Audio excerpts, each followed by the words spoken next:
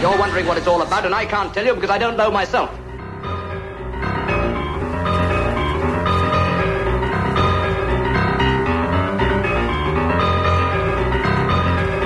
Ian Lee is not here. Oh, no. There's nothing I can do about it. He has a really casual attitude to work. It's like he's never here. Like Lucy. Huh? Like Lucy. Like Lucy, yeah, exactly right, yeah. Where's she tonight, by the way? Probably making cakes or marinating fish. Herself. Yeah. Marinating herself, that's my bet. So he's in France, right? He went to Paris. Yeah. I've never known anybody take so many holidays as he does. He's just, every 5 minutes I'm being called at home. I was actually sitting outside of the bus stop, and the boss just came out and said, we've got a show to fill. Do you know anything about radio? And I said, well, I've got one in the house. And they said, great, you're hired. So that's why I'm here. Come on in. Yeah. Who won the BBC Sports Personality of the Year, by the way? That royal person. Who? Zara Phillips. You're kidding. No. What, for riding a horse? Yeah. That's just silly, isn't it? Very. I mean, the horse deserves a medal, perhaps, because it's the one that's doing all the work, after all. Zara Phillips? I mean, who even saw her do anything this year? Is she really a sports person? Well, they didn't have a guy who does darts. Yeah, he should have won. Yeah, definitely. Shall I take some of these right off the bat? Oh, yeah, okay. Hello, you're on the air. Good evening, this is Pitcher Phil, live from Toronto, home of the Blue Jays. Christmas greetings to everybody, Chris, Helen and Alex, and all BC baseball fans. Plus, all the best for 2007, and don't forget, pass it on. It was Mr. Lister. Philip from South Norwood. Nick. Sorry, Nick, I wasn't aware. I thought it was Ian, I wasn't quite sure. You're not even listening to the radio and you're calling. Pardon? I said you're not even listening to the radio and you're calling. I'm not. No, I'm not. No, I haven't got a computer or anything to listen. I'm just, is Ian off this evening? Yeah, again. Can you believe it? Anyway, how's things, Nick? They're all right. It sounds like you're calling from America. I am. I'm calling from Toronto. No, you're not then. You're... Slight difference. They'd get very upset. It's Canada, Philip. You're in yes, Canada. I know. I keep getting told that. So what are you doing all the way over there? I'm going for Christmas shopping, visit a few friends, and, it's just a great place for Christmas. Great atmosphere. How long have you been there? I come back tomorrow night, fly back overnight. No. I've been here about 10 days. Right.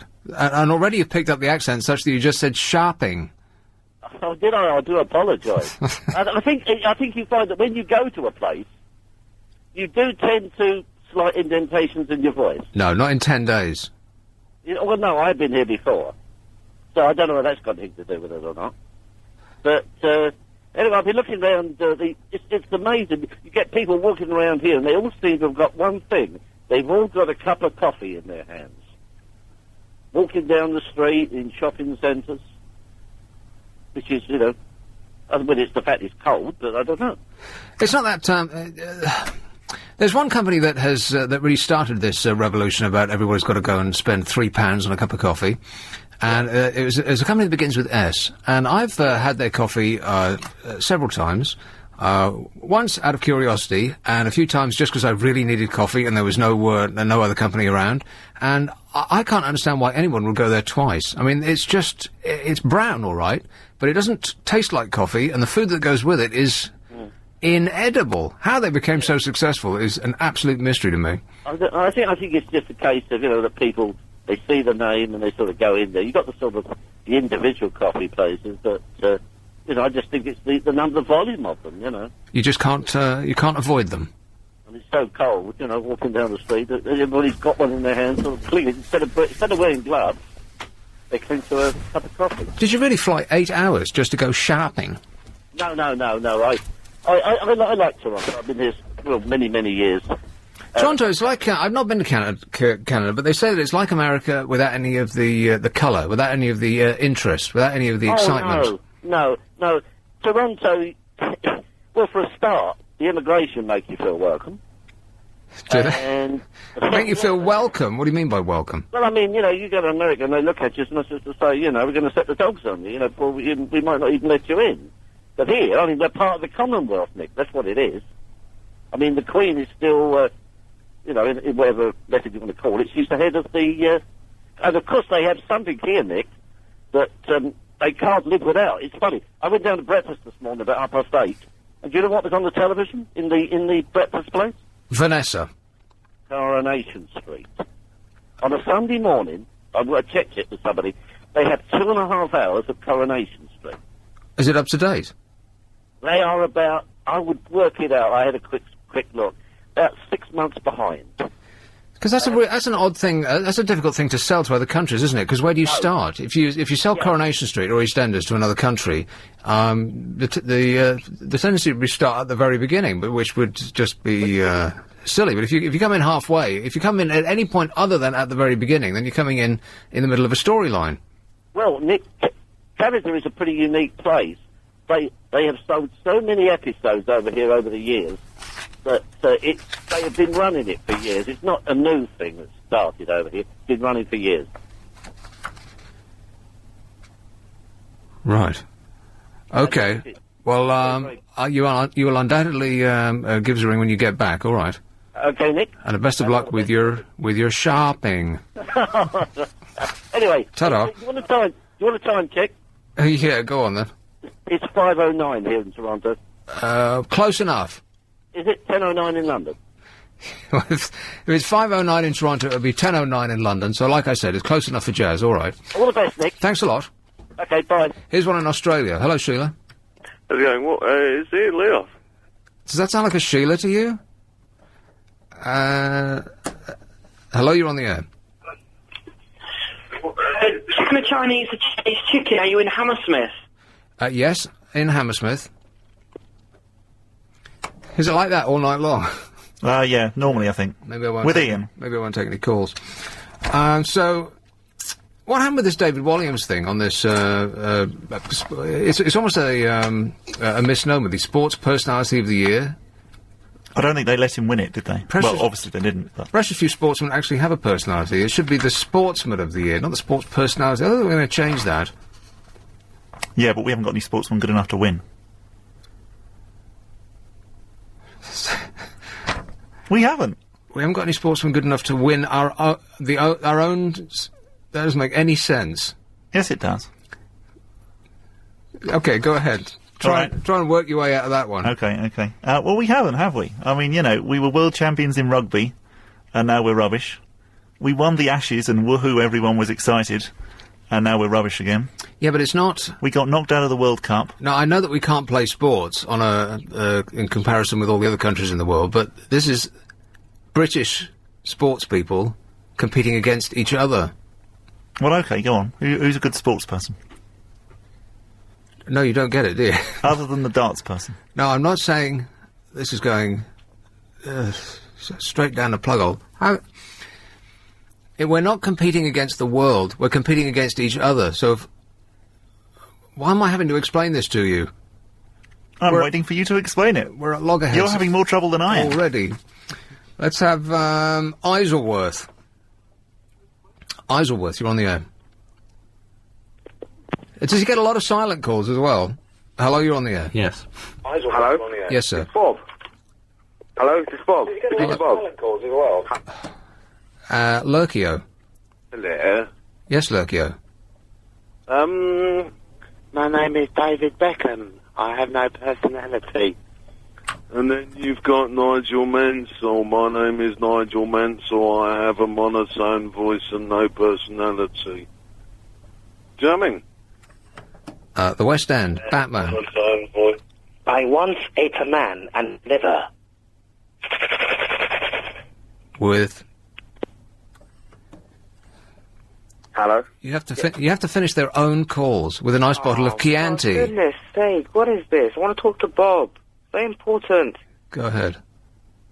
What is it? Oh, yeah, Bob, why did you ban me? I just said I love you, Danny, and you banned me. That's not nice, man. I think you said some other things as well, so you got banned. You're on the air. Hello. How's it going? It's Bruce here, calling from Australia. Yes, Bruce. I call Ian. What's up? Is Ian off the air or something? Are you listening to the radio? No, I'm calling you on... Derbyshire. Hello, Alan. It's Burton-on-Trent. Adrian. Hello, Nick. How you doing? Well, I need a cold flannel. It sounds like the Nutters are out in force tonight. Yes. I used to do this ages ago, and every time I start doing it, I realise really quickly why I stopped doing it. It sort of depends. Sometimes it can go well, and then it just, no. It's just like I say, the Nutters. I came into the building in a bad mood because there was some guy who was parked outside, and there was a space that I wanted to move into, which was in front of him, and he got into his car, and so I waited to move into the space for him to leave, right? I thought I'd be a gentleman about it. And so he got in the car, and he sat there, and he just sat there, and sat there, and sat there, and I'm waiting to back in, so that, and waiting for him to move out. And I thought, is this guy, what is he, just sitting there trying to irritate me? Is he trying to be a man? Can't he find his keys? What's going on? So I thought, okay, I must have waited for him for like 3 minutes. So I thought, okay, forget it. I'll back into the space. And so I did that. I left him plenty of room, and I turned off the engine. And I got my stuff together to get out of the car, at which point he decided to leave. Now, he had a space. Behind him was at least the car length again. So he had a giant space to get out of. And he moved forward, and he couldn't get out in one go, so he just stood there and beat me. Nice. This is insane. So as though he doesn't have a reverse gear in his car. So he stood there, and close to mine, and he just beat me like, I want you to move forward because I refuse to reverse. This is crazy. I thought this guy's obviously on some sort of macho kick, and he just wants to get one over on me twice. Yeah. And at that point, I thought, I understand why people get shot a lot. Yeah. If I'd had a gun, I would have stepped out and sprayed his car with bullets. So that's the mood at which I entered the building today, in a murderous state. Yeah. So you're in happy territory. Yeah, not really, no. Talking of nutters, there's a bloke, I work weekends, there's a bloke that works on a Sunday as well with me, and he gets his wife, or his missus, to record Sunday's TV and radio, and then they pretend it's Sunday on a Monday. They even save go and get the Sunday paper a day late. That's a little weird. Although there is something special about a Sunday. Even before you've actually experienced the day, just waking up in bed, there's some sort of vibe. And I've thought this before. I'm sure that we throw off some sort of electricity or vibe or whatever you want to call it that is indefinable. You can't actually experience it and see it and touch it, but you can feel it. And if you step outside without any other cues, you can tell whether it's a Sunday or not because there's a certain calm in the air. Because I have to work on something. It's usually saying, "Oh no," you're probably sort of screaming at me. Yeah, exactly right. It does feel. I only work Saturday and Sunday, but it does. I almost have to get heavy lifting equipment to get myself out of the house on a Sunday because every fibre of your being, like you just said, wants you to do nothing. And what time do you usually get up in the morning, then, Nick? Because, what really irritates me as well, that is probably going to get a bit heavy, but I'll try not to make it heavy, because people that are on the dole at night stop in bed till about 1 o'clock in the afternoon. Well, no, they've got a busy schedule. First of all, they have to get up for Jeremy Vile. Can you believe that show's actually on television? And then Trisha, of course. And of course, Vanessa's Fat's back. Yeah, Vanessa's Fat is back, yeah, can you believe it? The guy in the mirror was ripping her apart today. How proud the new ITV boss, Michael Grade, must now be. Now he's in charge of the channel responsible for Vanessa's Real Lives. Have you seen this? I've seen bits of it. I've seen, it's usual sort of thing. 17-year-old girl got 6 kids. And stuff like that. What a spiritually uplifting experience it was, as hectoring host Vanessa spent an entire hour every lunchtime bullying various inadequates over their sad little sex lives. Vanessa. When oddball health freak Jim Crawford drank a glass of his own freshly produced urine for the cameras, my heart simply soared, said this guy in the mirror. On TV? Yeah, I was eating my dinner, I had to turn it over. You don't want to watch that while you're, you know... Doing anything. Hey, why do you think you stink? This is the inspirational new dawn for the television industry, a programme from the sewers for people who find Jeremy Vile Kyle too intellectually taxing and are daunted by the intimidating upmarket style of Trisha Goddard. That's the thing about those shows, they're so intellectual, aren't they? On Vanessa's Real Lives today, declared the announcer just before Monday's barrel-scraping opening salvo, the woman with 6 kids by 5 different men. Yeah, that's what I was seeing. And the daughter who shopped her dad for murder, and the 7-foot couple. But lest we forget Vanessa's own murky real-life story. In 1999, angry bee bosses swung the... Because she used to have a sort of similar ridiculous programme on the BBC, which is really hard to believe, and she made it... And it was made up. She made up her guests, right? And they fired her. She went away? Huh? Is that why she went away? Because she hasn't troubled the TV for a while. Yeah, I think they insisted upon it, yeah. So now the unacceptable face of blonde ambition is back, it says in the Mirror, fronting the same kind of recycled rubbish. She's desperate to persuade us that this time round is all kosher. She keeps saying incredible people, amazing stories, all unbelievable, but all of them true. Trouble is, that's the worst thing about them, he says. If only multiple mother Sandra Blackman's tawdry tale wasn't true. And it sounds like a nightmare on legs. Described by a GP as a walking social disaster, Sandra didn't quite grasp the concept of civilised debate. Well, none of them do. Where do they get them from? I did a thing for Kilroy and a pilot for a show, me and Martin Clunes.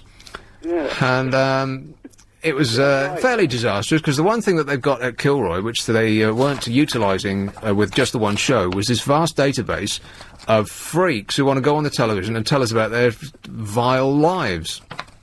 And so they thought, well... Are you drunk, Aid? Am I drunk? Yeah. No, why? You're very butt-inny. Butt-inny? Yeah, we're talking over each other ever since you got on, and we're still doing it.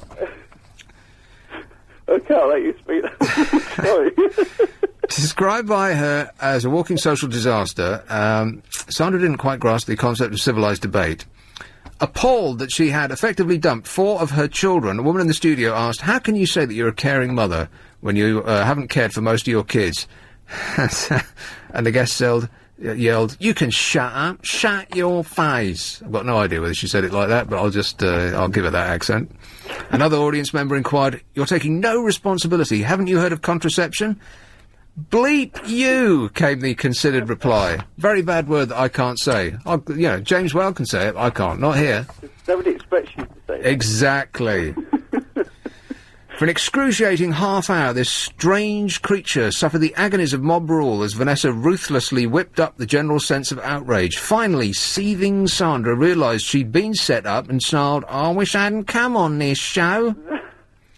But why do they? Where do they get them from? So what did it expect? Like, what I was going to say is, you do see it now and again, like in magazines, don't you? Listings magazines. Have you done such and such? Do you? Call now. Right, I guess I don't. I guess I'll have to start reading magazines. What's the number again? All right, listen, thanks a lot, Abe, but I've got to go for a break, all right? All right, okay. Ta-ta. This is LBC. Award-winning Nick Ferrari. People from this company are going to be standing around Liverpool Street Station and Canary Wharf handing out things tomorrow morning at 7:30. In amongst them will be return tickets to Geneva. We've teamed up with Swiss International Airlines and brand sampling events. Tomorrow morning from 7:30 we'll be handing out stuff around Liverpool Street Station and Canary Wharf. And inside 10 of the bags, a pair of return flight tickets to Geneva. I've never been to Geneva. Must be very nice. Clean, I would imagine. And works like clockwork. Yes. But don't worry if you don't get the tickets. All bags contain things from Carline and C2 and View Cinemas and Vita Biotics energy drinks. It'll be Liverpool Street Station and... is it Liverpool Street or Liverpool Street Station? Liverpool Street Station. And Canary Wharf tomorrow morning, 7:30, and you could be jetting off to Geneva. Very nice. Hey, John. Puro Chile, tu cielo azulado, puros brisas te cruzan también, dum-di-dum, y tu campo de flores bordado es la copia feliz del Edén, dum-di-dum, majestuosa es la blanca montaña que te dio por baluarte el Señor, que te dio por baluarte el Señor, y ese mar que tranquilo te baña, promete tu futuro esplendor, y ese mar que tranquilo te baña, but he carried on. tu futuro This is the music they'll be burying esplendor. Augusto Pinochet to. That was excellent, John. I've got no idea what that was. What was it? Chilean national anthem. Like I said, they'll be burying him to it. I was right first time. Can you believe it? Thanks a lot, mate. Superb. Oh, he's going to go again. Oh, no, we're out of time. Did you hear that 118 are going to start doing free... Are they advertising with us? No. They're going to start hope doing not, it anyway. free. Because, you know, at the moment you have to... it costs, what, I don't know, £10, £20, something like that to get a number. Yeah. Not quite that much. Directory Inquiries provider 118 is launching a free service for landline customers after admitting defeat in its battle to make customers pay. That's incredible, because that company, more than any other, have thrown money at this. They're the ones that have those really annoying two blokes that started out as runners, you know, those guys with moustaches? Yeah. And they put them either side of TV programmes, either side of the breaks on TV programmes, like really good ones too, like Sopranos and... do they do 24? I can't remember. But, you know, like quality programmes like that. Has breaks. The thing with PVRs, you know what a PVR is, right? Sky Plus and, you know, your personal video recorders, much more so than videos, is that you can zip through ads. In fact, people are freaking out in the companies now because no one's watching adverts anymore. I know I don't, because you just charge through them at 30 times normal speed and you don't see anything anymore. To the point now that they just made an advert that looks good at 30 times normal speed. That's true. They did it, they filmed it really slowly, and it flowers in front of you in about 2 seconds flat. But the one thing that you do see, because you can't avoid it, is the tiny bumpers either side of the brakes. Because that's where you have to stop and often rewind to get the start of the programme. And you can't avoid those two irritating blokes who now look like psychiatrists, right? So that's the future of adverts. Blipverts, tiny little couple of second things that I just can't stand them. They drive me up the wall. But they're very memorable. And so if 118 can't make it work, then none of them can. They could try advertising on the radio. Yeah, there you go. No one has a PVR for the radio yet, do they? I think there's one where you can record and zoom through. But only one. But with the radio, crucially, you can't see where to stop. No. So it almost doesn't... So that will never exist. Unless they make something that can automatically... In fact, they do have this, but Sky refused to put it as part of their Sky Plus machine. They got a chip now that can automatically just take adverts out of programmes. We should be raking it in, really. Yeah. Yeah, well, you know, eventually, if you just hold your breath, and after a good long while, once the people decide that television is not the way to go because nobody's watching the ads anymore, then it's, you know, like Del Boy used to say, by this time next year we'll be millionaires. Because they cannot invent a machine where you can watch where to come back on a radio programme. So you have to sit through our excellent adverts, which I enjoy personally, each and every one of them. They're very good. They are very good. Let's number them in terms of quality. No, because we're not allowed to talk about them. No, I don't want to talk about them. I just want to enumerate them. I could really go for listening to some more soon. Really? Yeah. About how many and how long? If your out time was a bit earlier, that would have been perfect. I know. Sorry. Now we have a full 10 seconds to fill. I messed it up. If only Lucy were here. She'd know what to do. She certainly would, yeah.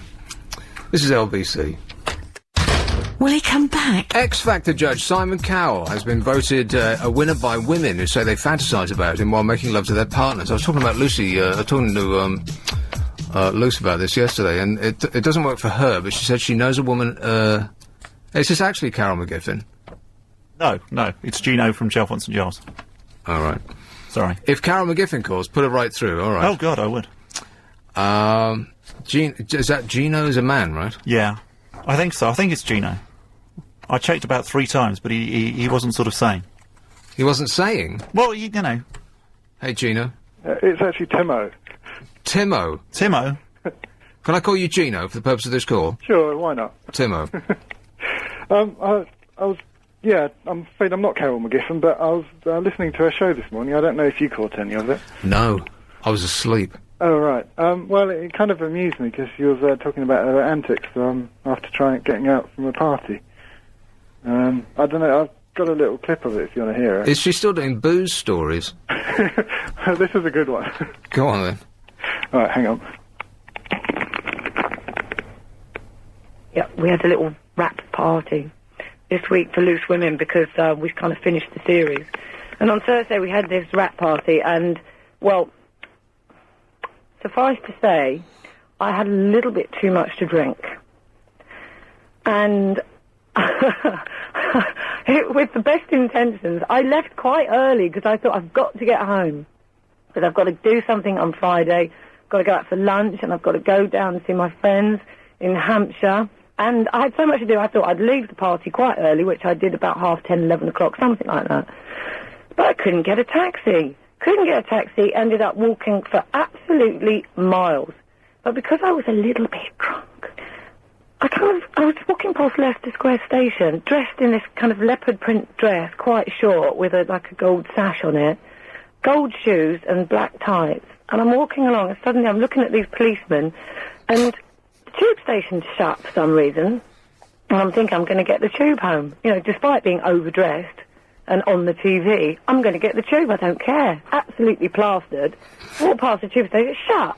And the first thing I start ranting. Oh, of course the tube station's shut, I can't get a taxi, the tube station's shut.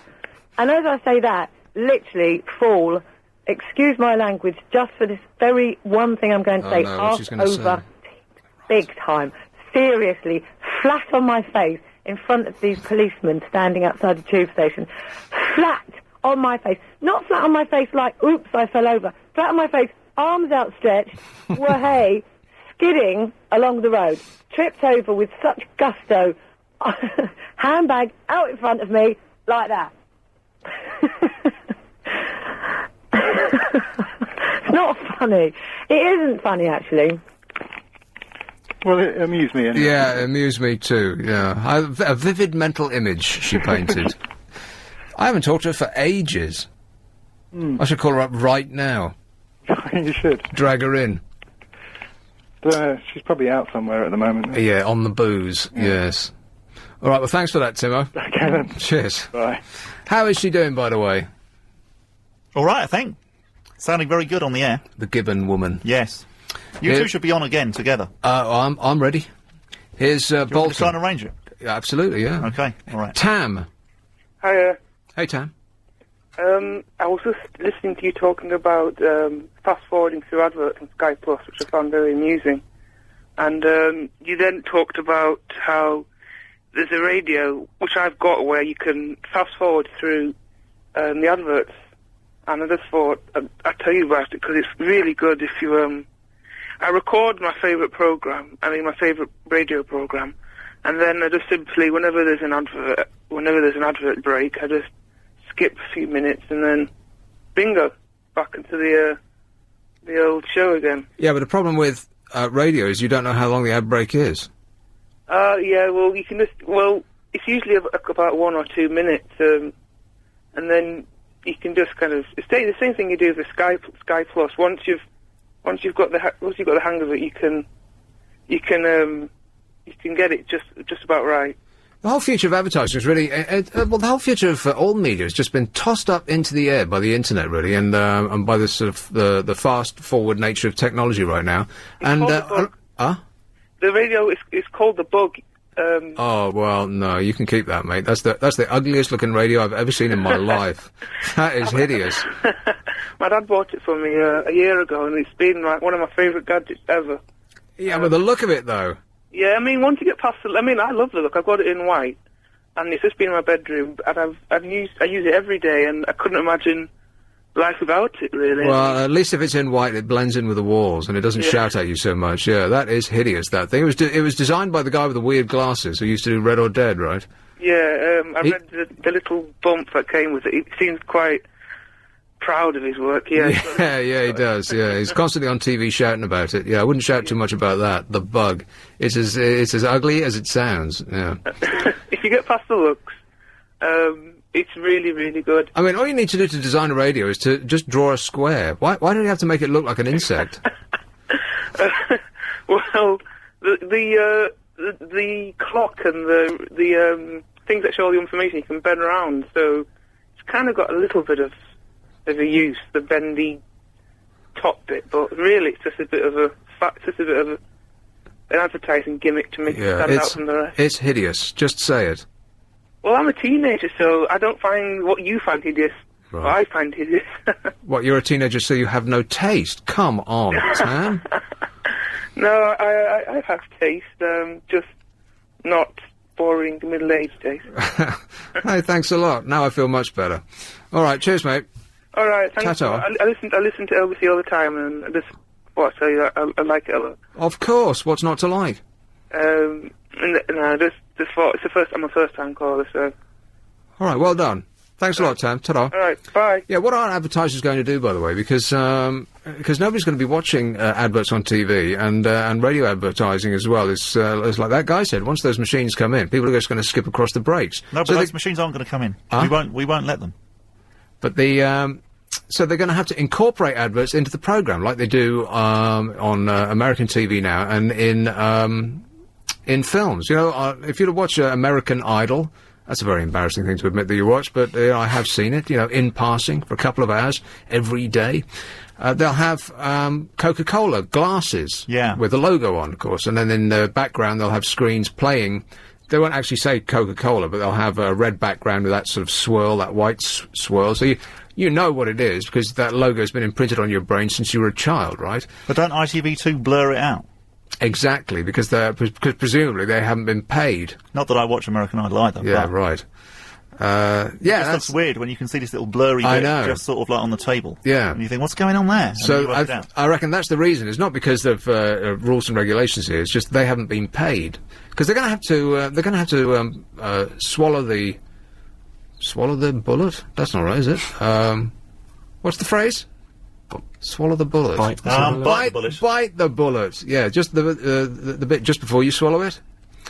Give it a little nibble, and embrace all of that. Like in American radio as well, presenters will break off without any pause and start reading an advert for, I don't know, whatever it is, Joe's used car lot, or Bob's facial emporium. But we could do that, couldn't we? I mean, you almost do with that live read you've got on there. Yeah, but it's not like that. That was a bit more. Well, yeah, I know. And now here's an advert. But you could do that again and like incorporate it as an advert. Sort of show the advertisers what we could do as a radio station. Or we could just bounce back and forward about how great the new, bug radio is. Like that could have been an advert. See, that's something that they... But you didn't. You were quite rude about it, right? Right, yeah. That's something they're really going to have to embrace. And that would be a good way of doing it. You just have a caller call in and say, hey, have you heard about this new sandwich? Oh, it's fantastic. And then we'll go into a long conversation that will last 5 minutes long, and the audience will go, wait a moment, what are they doing here? So I think that we should patent that idea, you and I, Bob. Okay. And, like I said, by this time next year, we'll be millionaires. What would love to know is... Alan? Hi. Yes, Hello. Alan. Please forgive me, I'd just like to say how good the bug radio is. Good in what sense? Well, it's good for a doorstop or, sort of throwing at a burglar. It's that much of a freaky shape, You could actually get charged with handing it as an offensive weapon if you pick one. It is quite an ugly device. I'm looking at one now. My mate Aid's got one. Right. Okay. I know all that. Yes, you probably do. All right. Anyway, just sort of said I should ring in. Cheers. Thanks, Alan. The story that I've been trying to get through for like 2 days now, because I've got... Hang on. What sort of stuff did you want? Like medicine-wise? What sort of stuff do I want? Yeah. Oh, or, you know, just like, got any stuff, man? You want me to go through my bag? And Yeah, find all out? right, yeah. Right, okay. Paracetamol. That sounds good. Propane. Do you have anything with the word extra after it? Propane Plus I've got. What's that? They're really strong. They're like Propane. migraine pills. Okay, keep those on one side. Okay. Pepsid 2. Pepsid? That sounds like something for your stomach. Very good for your indigestion. Yeah, no, I'm Not that I'm taking your previous idea to heart here, but... Right, no, not... You can put those away. Refreshing eye drops? Maybe, yes. Okay. That sounds good. Some Imodium. What's that? What's that? You don't know what Imodium is? Imodium. Have you got the runs? Ah, Stops no. it straight away? Right, not so far. Right, okay. And some more fruit-flavoured indigestion tablets. Whose medicine cabinet is this? This is my medicine cabinet. Oh, right. Do you have problems with your stomach? Yes, I do, actually. Okay. Sometimes. I think I'm moving to a different studio. Yeah. No, it's not that bad. One moment you get nothing, and the next moment, the whole of the world. Well, I think, you know, in those situations, particularly if you're in radio, you need something to stop the... Exactly. You can't suddenly say, sorry, Nick, do the next 2.5 hours on your own. I know. And I normally carry around a giant medicine cabinet for all possibilities, for that very reason. Because, I don't know, a couple of months ago I felt like I do right now, and I thought, on having done the show, crawled through it like a trooper, I thought, I can't go through that again. I've got to get a bag full of everything that could that would cure anything that could possibly happen to you on the air, including plasters and stuff for making you go, stuff for stopping you going. Headaches. I used to have the stuff for helping you go as well, but I've given up on that because that only seemed to come in bottles. Right. And that was a bit more tricky. Once you'd opened it once, then it might go everywhere.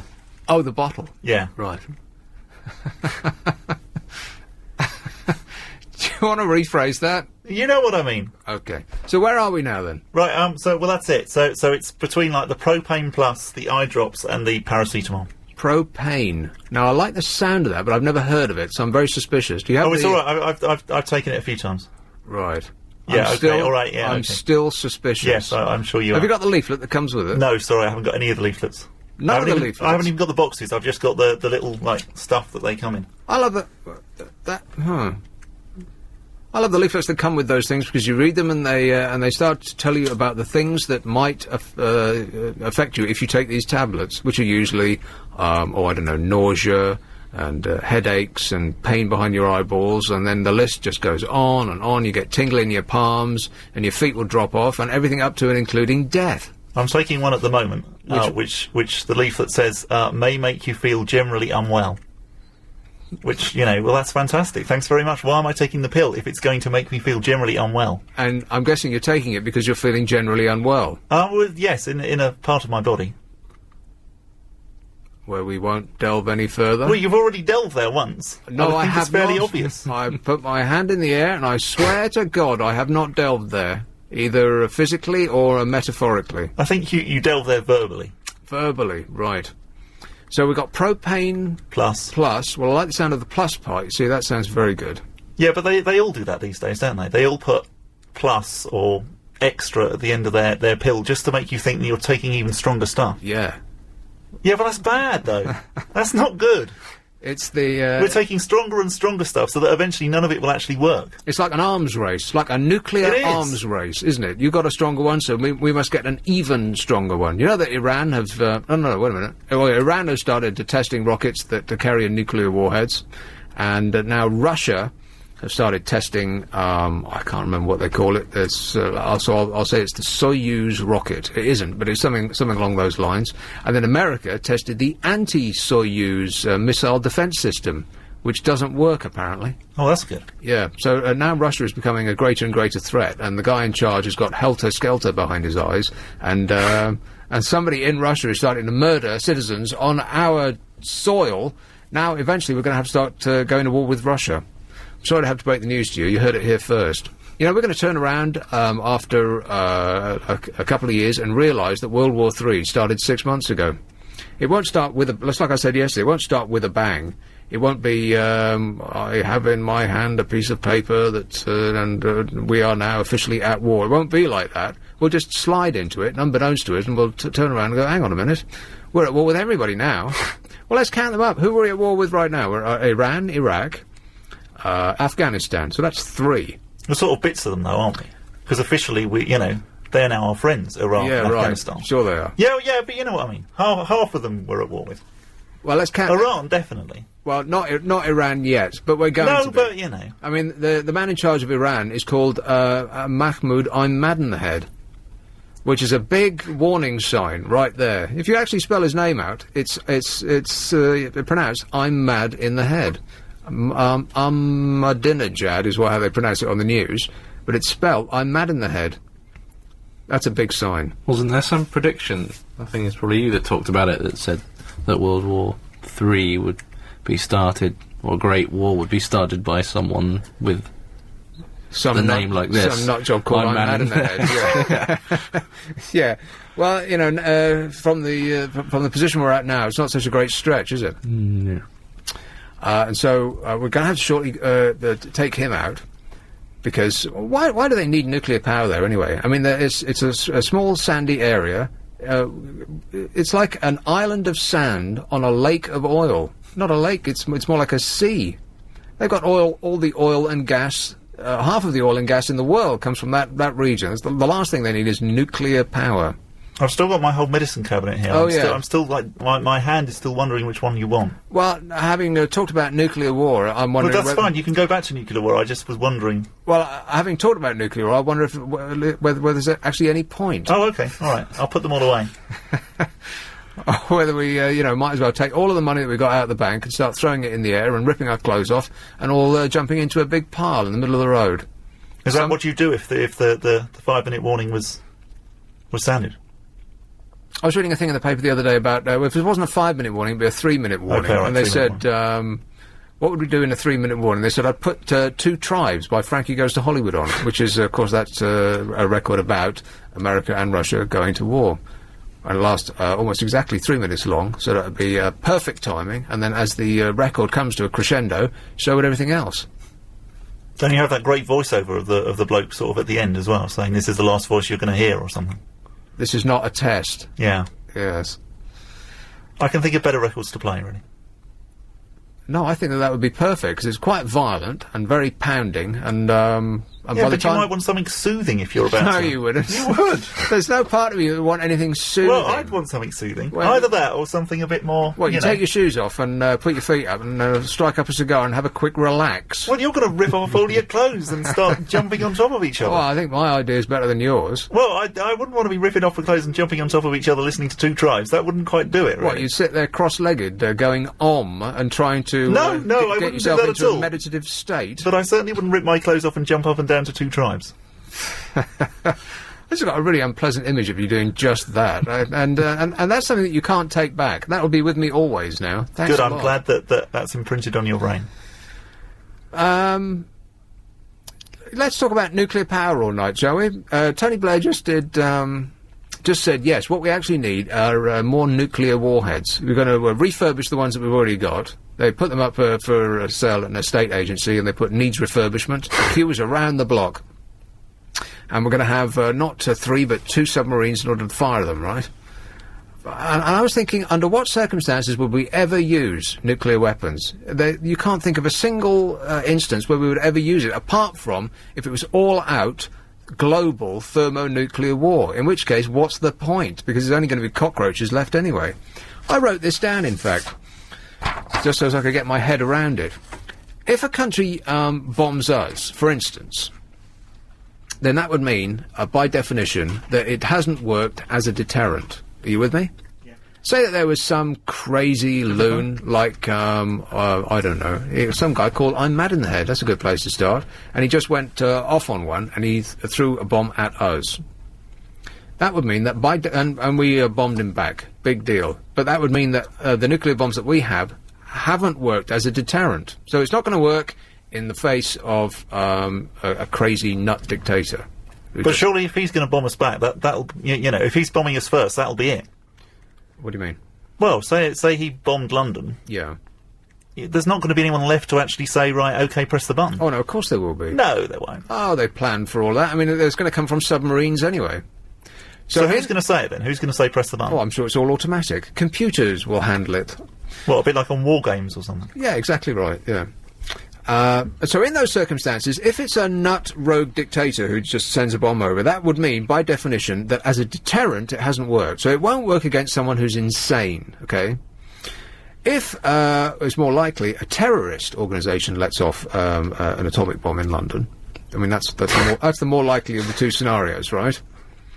Then who do we launch a bomb against? I mean, we'll have a long investigation, it would last for years and years, and then we'd maybe trace it back to this terrorist organisation that is from, I don't know, let's pick a country at random, Syria, or Saudi Arabia. Are we going to launch a bomb against Syria and Saudi Arabia? Of course not, because it's not the country that did it, it's these nut-job terrorists. Yeah, but isn't that what Bush has done in Afghanistan and Iraq? He hasn't let off a nuclear bomb. No, he hasn't. But, you know, he's not taken years and years to discover exactly who did 9/11. He's just said, right, okay, it's this lot called Al-Qaeda. Yeah, exactly right. So we would send in the troops. We wouldn't send a bomb. So, again, in that circumstance, it would be useless technology, right? So it won't work against a mad dictator who just wants to start flinging bombs around. It won't work against terrorists because whether we got the nuclear bombs or not, it makes absolutely no difference to them whatsoever. The only conceivable use for us having a nuclear bomb, even if we traced it back to terrorists who were sponsored by a government, we still wouldn't send it over because that would be crazy. I mean, we just wouldn't. We'd sit there after Butler Schloss came up with the report that said, well, of course it was the Syrian government all along. We're not, like 6 months later, going to send them a bomb, are we? Because that's just not, that wouldn't be the British thing to do.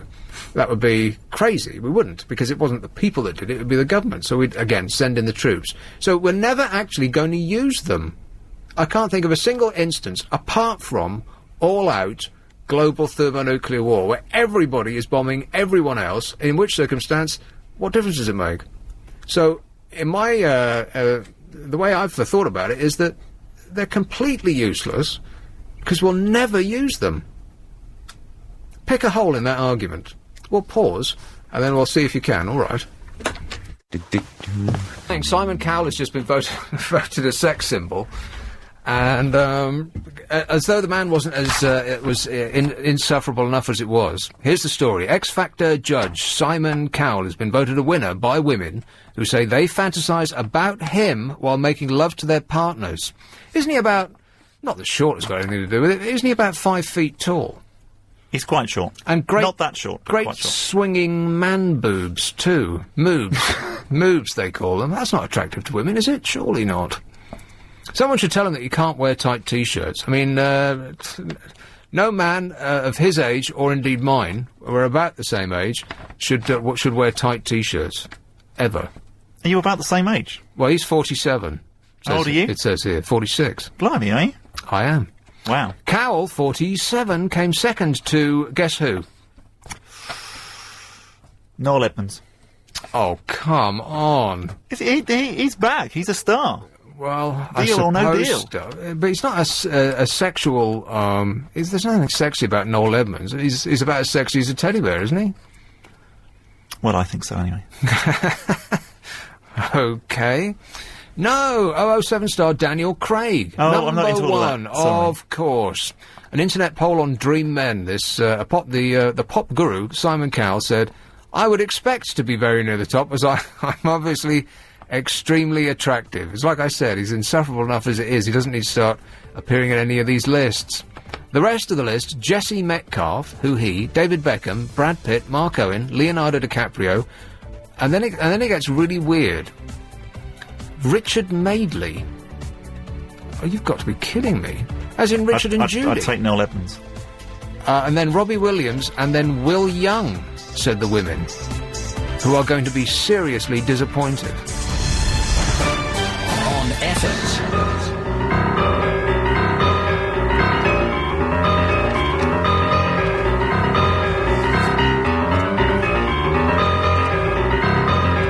But I don't think we have to worry about nuclear war, because we're not going to be alive long enough to experience it, because we're all going to be killed by an asteroid. Did you read about this? An asteroid big enough to wipe out mankind is overdue and could strike at any time, scientists fear. You trying to cheer us up severely tonight? I thought you were the bloke from Virgin, not from Radio 4. This is just a reflection of, my own feelings today after my parking incident just before I came into the building. Murderous, I feel. Discovering I was producing you and not Lucy. It's thought that... I noticed that you just glossed over that. It's thought that an impact of the size that wiped out the dinosaurs happened only once in 500,000 years. But new evidence studied in Australia suggests a hit equal to 500 Hiroshimas occurs every 1,000 years. Do you know when the last one was? 4,800 years ago. Wow. We're way overdue. Yeah, but these stories come out all the time. And we never have one. They say it every year. Do they? Yeah. And then I think it's just to cover... They don't know.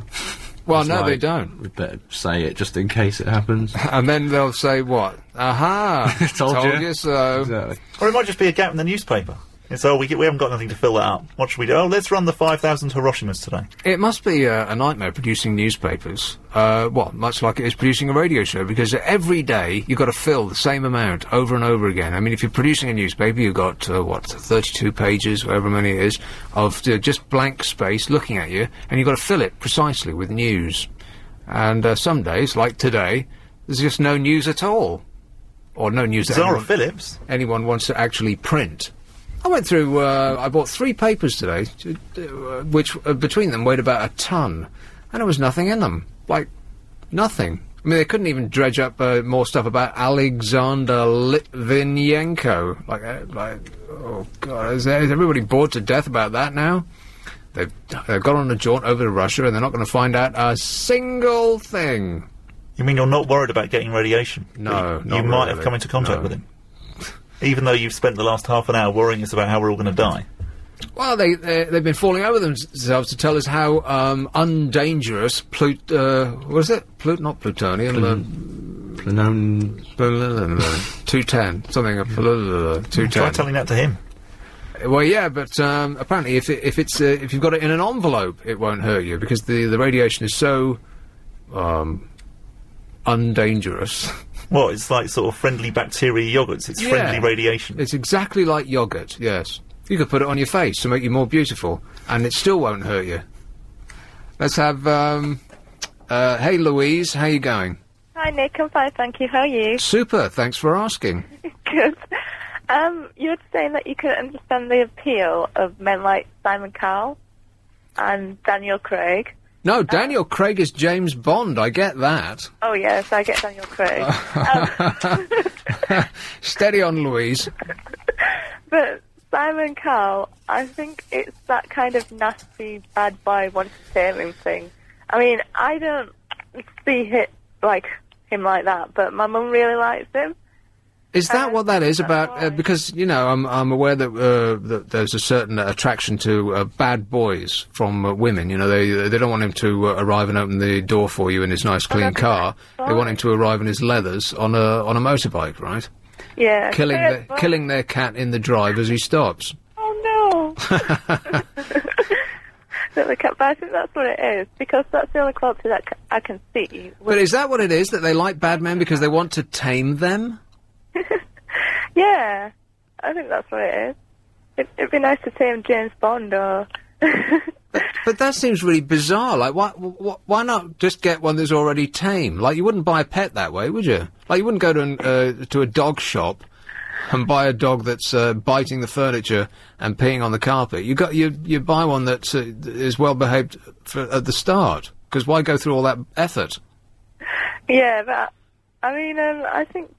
You're almost like a completely different sex, women. I just, I don't get it. Yeah, but it gets boring if you've got a nice, polite man all the time offering you chocolates, and it's just boring. You want a bit of turbulence. Now you really are confusing me, because I thought, isn't that what you want? No, it gets a bit boring when you get it the same day after day after day after day. What, you got someone who's nice to live with and treats you with respect? You don't like that? Not day after day after day. Well, you prefer them to, beat you up a bit? No. Slap you around the kitchen, once in a while, just to spice things up? No, just have an argument once in a while. And it's like, that's what I think anyway. And everybody goes, all of them go, oh, I'd love to find a nice, polite man. And like, if they go out with someone who's like that, from what I've seen with my friends, they get bored of them. And they're looking around the bar for someone who looks like they haven't washed in a couple of weeks. Yeah. Oh, you women are really weird, you know that? Yeah. But what about Richard Madeley? I mean, he's not... maybe it's a distinguished look. You see, because my mum likes him as well.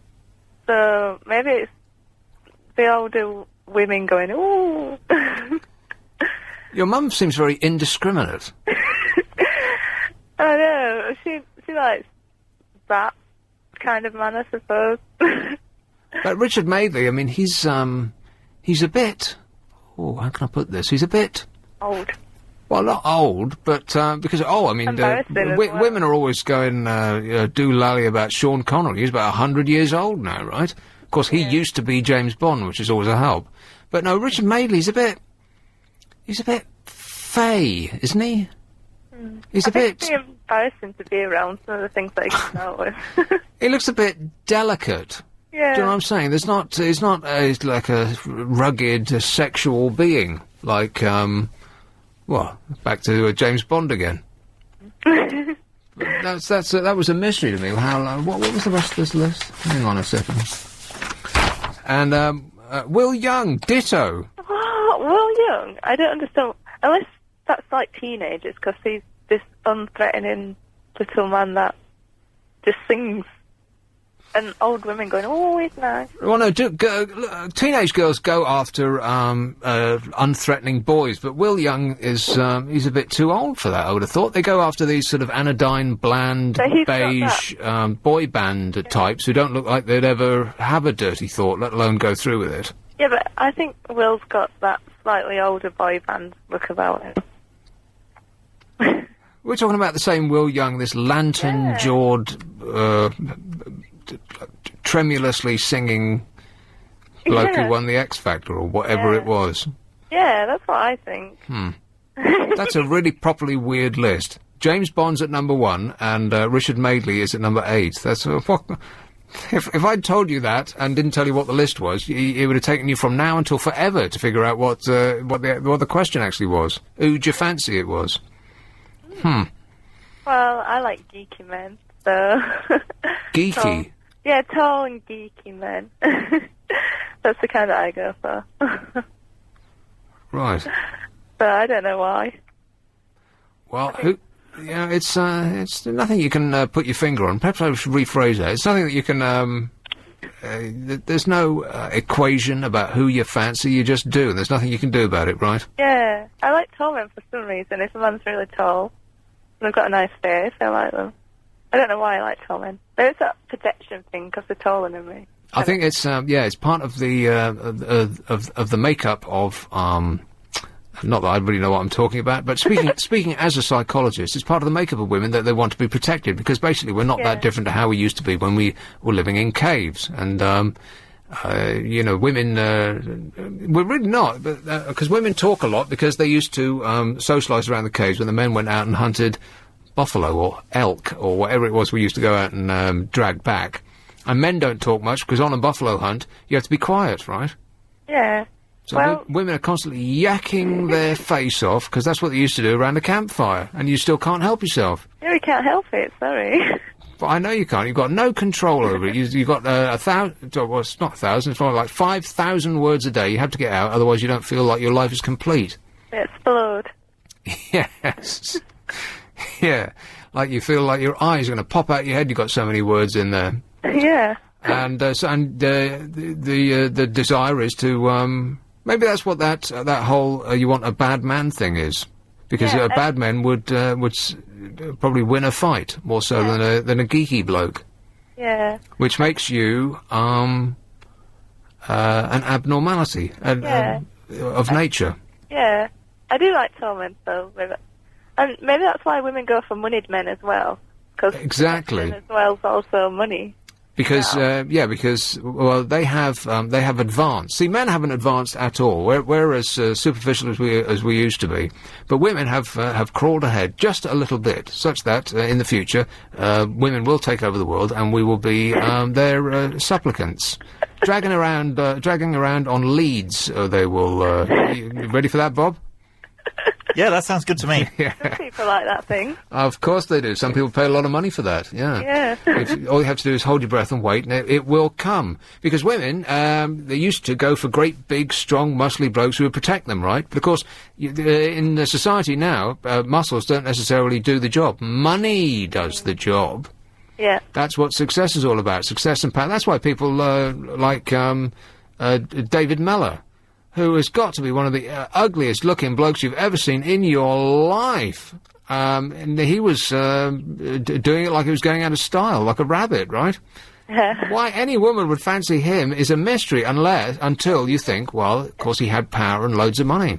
Yeah. Which, come to think of it, makes women seem a bit, well, how would you put it? Superficial. Yeah, there you go. You're as superficial as we are. How dare you? Accuse us of being superficial. A man would never sleep with a woman because she's rich. No, I'd never sleep with a man because he's rich. I wouldn't. I couldn't marry somebody unless I actually loved them. So, there. Okay. Well, Paul McCartney's going to be free in a little while. You could love him for his personality. How's that? Think about it, Louise. Give it a try. All right. Okay, thanks. Mate. Cheers. Ta-ra. Bye. This is LBC. If you like what you're hearing... Fat, weird-looking guys. David Walliams. He was... it said in the paper today that he was going to be ennobled or given a prize or a thumbs up or something like that on that Sports Personality of the Year award.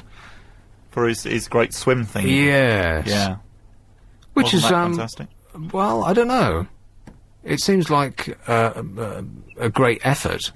But he didn't look fit enough to do it, did he? No, not really. And what an image he was, covered in lard. And over again they were printing that picture. Please stop printing that picture. You thought Me and Two Tribes was bad enough. The BBC is bowed to public pressure and will tonight, it say here, and I still don't know, because no one that's seen it has actually told us about this. Because this programme's on tonight, right? It was on tonight, right. yeah. The Little Britain comedy actor David Walliams, who swam the channel, is going to be honoured at the Sports Personality of the Year Awards. All week, the corporation has been receiving complaints from viewers about the absence from the 10-strong shortlist of the comedian who made the cross in 10.5 hours, which seems like pretty good going, actually, doesn't it? Do they get a rest, or does he have to do it all in one go? You get a support vehicle going along with you, don't you? Right, in case you start not swimming anymore. I don't think you're allowed to jump on the support vehicle for 5 minutes and then jump back in. Because that's the sort of thing that the Guinness Book of Records would allow you to do. But he didn't do it as a record. Well, I guess he did do it as a record, didn't he? Yeah, well, you're allowed to have 5 minutes break every... Yeah. Something or other. A nice cup of tea and a biscuit. So if you're, like, doing the world's longest I'm living in a tree, you're allowed to come down every sort of 4 hours for 5 minutes. Yeah, which kind of makes it... Yeah. Pointless, really, because you haven't done that at all. No. In a year of sporting disappointment, some have alleged that the BBC has rigged the voting process to avoid a potentially embarrassing victory for an actor known for his transvestite sketches and catchphrase, "I'm a lady." I must be the only person in this country who doesn't like Little Britain. No, you're not. I don't like Little Britain. I've never actually seen Little Britain, ever. Well, then... now you see, there's a little hole in your argument yes, okay, there. here you go. You're going to pick holes again. I've obviously seen bits of it. But I've seen enough. I've seen enough to know that it's not funny. Yeah, like it just isn't. It's just some guy coming out in a lady's dress and saying the same thing over and over and over again. Catchphrase comedy. Once you've seen one, you've seen them all. Yeah. I quite like them when they did Rock Profile with Jamie Theakston. Did you see any of that? No. That was quite good. They pretended to be different pop stars.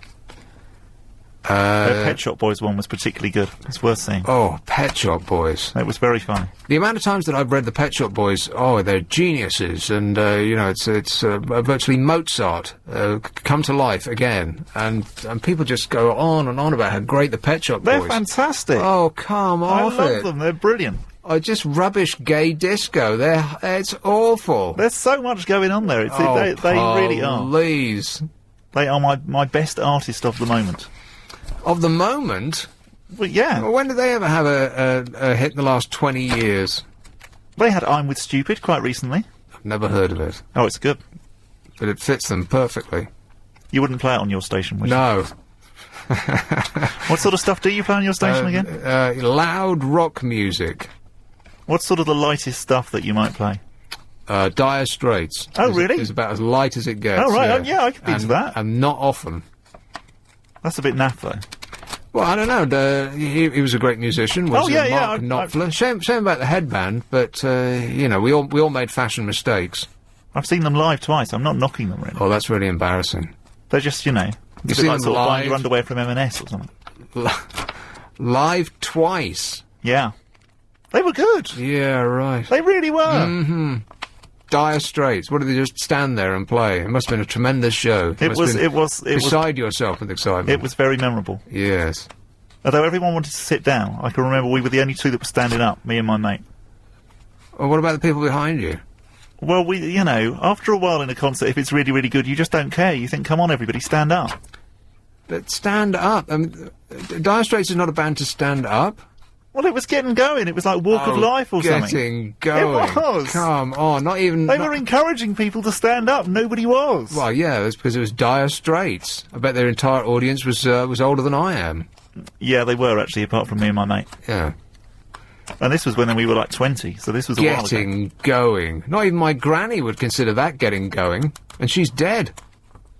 Well, I enjoyed them. I appreciate they're a bit naff, but it was good. Let's have one in Wandsworth while we're in the middle of this. Hello, Marie. Hiya. Hello, Marie. It's lovely to hear you, Nick. Lovely to hear you, Marie. It's even nicer to hear Bob. Hey, Bob. Hello. It's Marie. You're my favourite, as Bruce Forsyth would say. I'm a producer. How can I be your favourite? No, you are, because whenever I ring into Clive, you answer the phone, and it's something I look forward to. Ooh, I would be scared, Bob. Yeah. No, I'm not a stalker, Nick. She knows where you live. I have to say, I'm right with Bob on the Pet Shop Boys. They're fantastic. Oh, they are not, Marie. Oh, they are brilliant. I own everything, I think virtually everything they've ever released. You only need to have one song and you've got the lot. It's just the same thing over and over. That is so not true. And that's what everyone says. Not true. You've obviously never listened to them, Nick, if you think that. I haven't listened to them, but I've heard them. I know it's a fine difference, but... I think we could say the same of many of those loud rock songs that you're talking about. How can you say that, Marie? That's art you're dissing there. Yeah, well, okay. I can cope with that. I have to say the Pet Shop Boys are geniuses, and their new album, Fundamental. Everybody go out and buy that. It's fantastic. You know, if people said that they were okay, if people said that they made all right dance music, then I wouldn't object so much. But people do say things like you just said, that they're geniuses, and that the stuff that they were geniuses. Oh, you did. Brilliant. Let's rewind the tape. I think you said they're brilliant. All right, brilliant then. Yeah, geniuses is, I'll leave that to Einstein. Yeah. But I think they're brilliant. And I've always liked them, and I think they're really, really good, and they're still making good pop music, which is what you can't say Westlife are making good pop music, for instance. At least they write their own songs and stuff like that, they're good pop musicians. But nobody ever called Westlife brilliant. Nobody ever said that they were geniuses. Worryingly, they do. On Paul's programme this morning, somebody, I think they emailed or texted in to say that Westlife are brilliant. And yeah, but they must have been 5 years old, It's grown-up adults say that the Pet Shop Boys are producing fantastic music, but they just flat out aren't. And they are. They really are. You can say that it's okay, and that it jogs along, and you think, this is pleasant, but they're not. But it's not brilliant. No, Come on, it's just their music is pleasant. Just rubbish dance music. No, it isn't. It's just brilliant. I saw them at Tower of London just a few months ago. That'd be a good place for them, yeah. Shame they ever left. It was great. It was really, really good. It probably was one of the best gigs I've ever been to. They were fantastic. And I'll tell you, the hits just kept coming, and you know, you really, really appreciated them in that kind of arena. You thought, yeah, my God. There was like 20 hits or something, and they were all fantastic songs. Each one sounding exactly like the last one. Not at all. And Daniel Craig, he really, really does it for me on every single level. James Bond. How quickly you forget. I think, Daniel Craig. Oh. What did he sing again? No, you don't forget him too quickly. He's lovely. And he is, yes, he's a number one. Definitely right. I came out very excited by that film. You know, often you go and see a film, and I don't know if this happens to you, Marie, but you'll come out, probably not, because you've had the sense to be a woman. But as a bloke, you come out of an action movie like that, and you think you are James Bond. For a couple of days, I was walking around thinking, hey, you know, that's me, that is. And not consciously, but you just feel that you have absorbed the embodiment of Bond. Just like if you go and see, I don't know, a Schwarzenegger movie or something like that. It's like with my near-death parking experience today. Well, frankly, Nick, I'd worry about it. Huh? I'd worry about that. If you think even for a moment that you're James Bond, worry about it a lot. Okay. Okay. Just it only lasted a couple of days. Only a couple of days. Okay. Yes. Well, I have to say that movie was brilliant. I really, really enjoyed it, and I think Daniel Craig, I liked him before he was, you know, playing Bond. I liked him for about 10 years. Seriously talented actor. I just hope that the whole Bond thing doesn't ruin him. That's all I'm worried about. You know, it can become an albatross tied around your neck that exactly. is something you just cannot get rid of. Yeah. Yeah, and a lot of people I know a lot of women, I should say, who didn't find him attractive before are now saying, oh, he's really attractive. Really? I said, yeah, well, how can you say that now? Because you used to say he was really ugly and you couldn't see it. I got it wrong. Now they've seen him in a bow tie. Now they've seen him, undone bow tie, you know, looking just slightly dishevelled. Yeah. Yeah, it's good. They were playing James Bond movies on ITV at the same time that the new one came out in order to cash in. And having just come out of the new Bond film, I started watching an old Pierce Brosnan. I can't remember which one it was. And I got about 5 minutes in and I thought, you know what, this is silly. It's dull. Yeah, it's a bit dull. Well, yeah. silly was the word. And Sean Connery never, ever, ever did it for me. I mean, he's old and, you know, whatever now. But, looking at the old ones, he never did it for me. I never understood how women could like him at all. Well, the difference between the new one and all of Sean Connery's movies was that Sean Connery never looked like he would kill you. No, never. Whereas this guy does look like he could kill you. Yeah, like, if he'd had that experience, that near-death parking experience that I had just before the show, then he would have dealt some rough justice straight away. He'd have got out of the car and been spraying bullets around. He wouldn't have thought twice about it. Very quiet in real life, though. Not at all his persona when he's just being Daniel. Right. Not like that at all. Well, you know, he's an actor. Actors, often, you see him a lot on chat shows.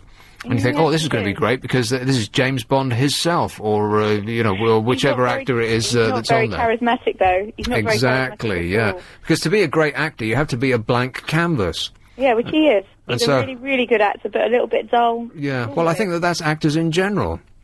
That to be a good actor, there has to be pretty much nothing going on there, so that you can paint the character onto, like I said, onto the blank canvas. And so when you see them being interviewed, you're often disappointed because there's nothing going on there. That's it. I mean, I didn't really get him on Parkinson at all. Mind you, that just wasn't a very good interview, I don't think. I don't always think Parkinson gets the best out of them, to be honest with you. Well, he'll spit his porridge across the room if he hears you saying that, because he gets very upset with that sort of thing. You know what, I can live with that too. Can you?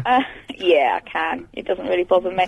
I'm just saying that I think that he isn't the best of interviewers. I think he's okay with some of the ones like Robin Williams, who kind of just go. You know, you set them going and off they go. Well, let's hope that he hasn't heard you say that. Otherwise, you're going to be in big trouble, Marie. BGR Bloomer Solicitors. Did we have the news then? Did I just? Yeah. I sat through it with the sound up. It was really good. I didn't even hear it. Yeah, paying attention. That is weird. Because I wasn't actually doing anything. I was just sitting here staring off in the middle distance. We just had the news. We had the news. Yeah. I can't believe it. Something about smoking. I just lost 3 minutes of my life. A bit of sport and something about Gypsy Corner being closed. I was just drifting away. Oh, you missed a good one. What was it about sport? Do we have, I think Arsenal and Chelsea. Arsene Wenger going, oh, yes, well, of course. Yes. And Jose going the same sort of thing. Like that. Yeah. Getting a bit tired of hearing Jose Mourinho. There's something about that bloke that rubs me up the wrong way, do you know what I mean? Yeah, I know exactly what you mean. I used to quite like him, but this season he's just whinging too much. Yeah. A little bit too much of the whinging. Stop whining! Stop whining. Let's have, Tallulah. Oh, Tallulah. Hello, you. Hey, you. Hey, wakey. Don't lose any more of your life. Yeah, that's a bit strange, actually. Because the music came back, oh, it's me again. I'm like, oh, is there no news at 11:30? But we actually had a news break. I sat here and listened to it, and I wasn't even hearing it. Anyway. So where were you then? Tell me what was your dream about? I wasn't really thinking about anything at all. The time just, it's almost like I fell asleep here. It's like a vacuum. Exactly right, yeah. But I have to say, even though I like rock and roll and all that stuff, I am a fan of Pet Shop Boys. Oh, come I do. on. I've got one CD, but I do defend them because I think they are really easy, easy to listen to. Yeah, okay. They have spread a nice, even atmosphere. Right. Oh, well, I won't disagree with that, even though I find I couldn't be in the same room as their music, but it is, yes, easy to listen to, nice, okay, that's pleasant. Yeah. But people don't say that about the Pet Shop Boys. Critics, who should know a thing or two, say that they are geniuses, and that the music they produce is practically a work of art, and they're so funny with their lyrics, and I'm thinking, what are you listening to? It's just bland gay disco. It's awful. Now that's a bit naughty, Nick. Well, it's true. It's easy listening, nice, comforting music. And funny enough, I've been actually talking about it yesterday to somebody because in the same connection I liked Dusty Springfield, and funny enough, they worked together. But they have a sort of same calming down, cooling down. It's like a bit of medicine in form of music. Yeah, well, I don't disagree with that. Dusty Springfield also is nice, but no one's calling her a genius. See, that's my point. That's where I lose connection with the people who talk about the Pet Shop Boys, because they seem to think of they put them on a pedestal where where Mozart sits. That's all. That's my complaint. That's all. Well, but let me. There are two more examples where I say I go away from rock and roll. I'm very proud of it. It's Morricone. Do you know that one? What you mean, Ennio Morricone? Yeah. The Good, the Bad, and the Ugly, that kind of thing. Yeah. Yeah. That's cool. And Gainsborough. Je t'aime. Right, Surge. Yes. Yeah. There you have it. Well, you can't have a diet of only jelly, for instance. You've got to sample all sorts of things. A little bit of rock music one day, a little bit of folk the next, country music. There's nothing wrong with that. Classical. Open your ears and embrace the world that is music. The colour of life, exactly. Yeah. Mmm. Tastes lovely, don't it? Absolutely. So, what are you up to this coming week, Tallulah? How's your parrot, by the way? It's surreal to go shopping yesterday, and halfway down the island, a staff of the supermarket comes and says, "Hey, how is my sweetie pie?" You must be the only woman in the world that actually takes their bird for a walk. I think by now I might be, because that's all I hear all the time. The sentence, I've never seen anything like that. Where did you get the bag from? Did you do it yourself? Because, for those that don't know, she carries around a budgie in a clear plastic, bubble. Clear plastic bubble that she puts over her shoulders. A budgie. I bet there's not a single other person in the world that does that. When I used to live in Hampstead, there used to be a woman who dragged around a cat in a shopping, in a Like an old-style wicker shopping basket on wheels with a cat in it. And the cat would just sit there happily, not going anywhere, just being dragged around by this crazy old woman. But you must be a local personality, Tallulah. I would agree. But you see, there's a difference between doing something and looking good and doing something and looking stupid. And the way I'm doing it, I look good because I do it in style. Right. You don't have to feel sorry for me because nobody who knows me around me feels sorry for me. They think I'm a little hero. Yeah. Well, I wasn't trying to paint you as crazy. You know, you don't have to be crazy to be a character.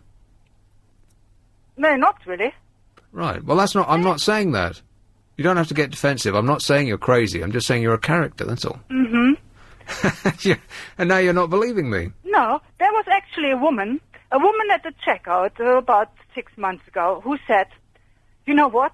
I wished I had the courage to do what you're doing. And that says it all, basically. Yeah, because everybody wants to, particularly in this country, we want to blend in with the scenery, and nobody wants to be noticed doing anything, really, which is why we don't talk in lifts, and we don't talk on the tube, and we all wander around with our eyes glued firmly to the pavement, because nobody wants to be, nobody wants to stand out. Nobody wants to be there. Yeah, nobody wants to be seen to be there, I think, is the key. Okay. But you're not British. But, no, wait. You don't suffer from that complaint, so you throw caution to the wind and a budgie on your back. Yeah, but that's why I came to England, because in Germany you couldn't do that at all. I mean, I did. I've been there with smuggling my budgie over the borders. You did what? I smuggled my budgie over the borders. Why? Why? Because I had to we were trying to redo the band that I was in, and I couldn't leave the budgie at home, so I smuggled him with me to Germany. Why did you have to smuggle it? Well, because you do, you normally, it's a difficult business. But the second time when I was doing, I shouldn't talk too much. Yeah, breaking the law like Judas Priest. Breaking the law. Huh. So budgies get, presumably they get some sort of unpleasant disease that they can pass on to other budgies, right? Is that what you're saying? So they have to go into quarantine. Oh, poor little thing. Oh, yeah. So you smuggled it across, huh? An international criminal you are. I'm very proud. So I better not tell everybody where you live. No, no one should know, no. Right. Okay, well then, the best of luck with your criminal activities, all right? Thanks a lot. Okay, cheers, Tallulah. Bye. Here is one in South Wales. It's Robert from the Rhondda. Good evening. Good evening. Good evening to you all. How are you? Are you feeling Christmassy yet? No. Well, to get me in the mood for Christmas, on the 20th of December, I'm going to see Bernard Manning. He's still alive, eh? I think that's why I'm going to see him, because it's like the last gig. I want a photo with him just to laugh, really. Bernard Manning? What possessed you to go and see Bernard Manning? It's postmodernism, I think. Oh, really? He's like, his kind of comedies come back around with things like Borat and things. You know? Take the fun, take the, I better not say that word, take the pee out of, people, you know? Yeah, I suppose so. I'm not going because I find him, you know, I approve of his comedy. I find him, you know, some people are just funny to look at. But that doesn't include Bernard Manning. He's kind of painful to look at because he's so gigantically huge. Oh, no, I disagree. I think he just to look at him. And some of his jokes are so, just awful. Not awful as the subject matter, just awful, just bad. So, yeah, I'll be spending 20 quid. £20? I don't know, I haven't bought the tickets. Could be more. I went to, Scarborough. What? Scarborough? That's, that's in the coast in Yorkshire, right? Scarborough. I'm sure it was Scarborough. Nice. And Ken Dodd was on. Oh, he's good. So I thought, oh, well, you know what? If you're going to see Ken Dodd, you've got to see him in Scarborough. Of course. So I thought, yeah, all right, well, I'll go. And, it was... I want to be nice about it because he puts. Well, yeah, he's old, and he's a bit of an icon of British comedy. But he's old. But I'd have to say it was impressive, but it wasn't particularly funny. He didn't make me laugh much. It was a bit like. And I was alone in this because his audience were made up of people who were way older than I was, who were guffawing throughout. I'm sure some of them died in the process because the show went on for. Well, he started at 7. Yes. And at midnight, I couldn't take it any longer. What about the show? 5 hours he was on, and he was still going when I left. Well, that's what he's known for going way over when the show is supposed to end.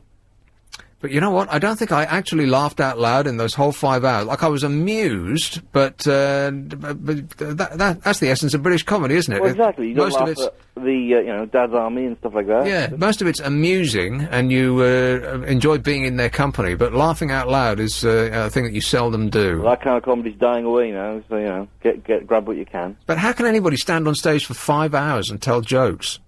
Like a joke machine, isn't he? He pops out all the time.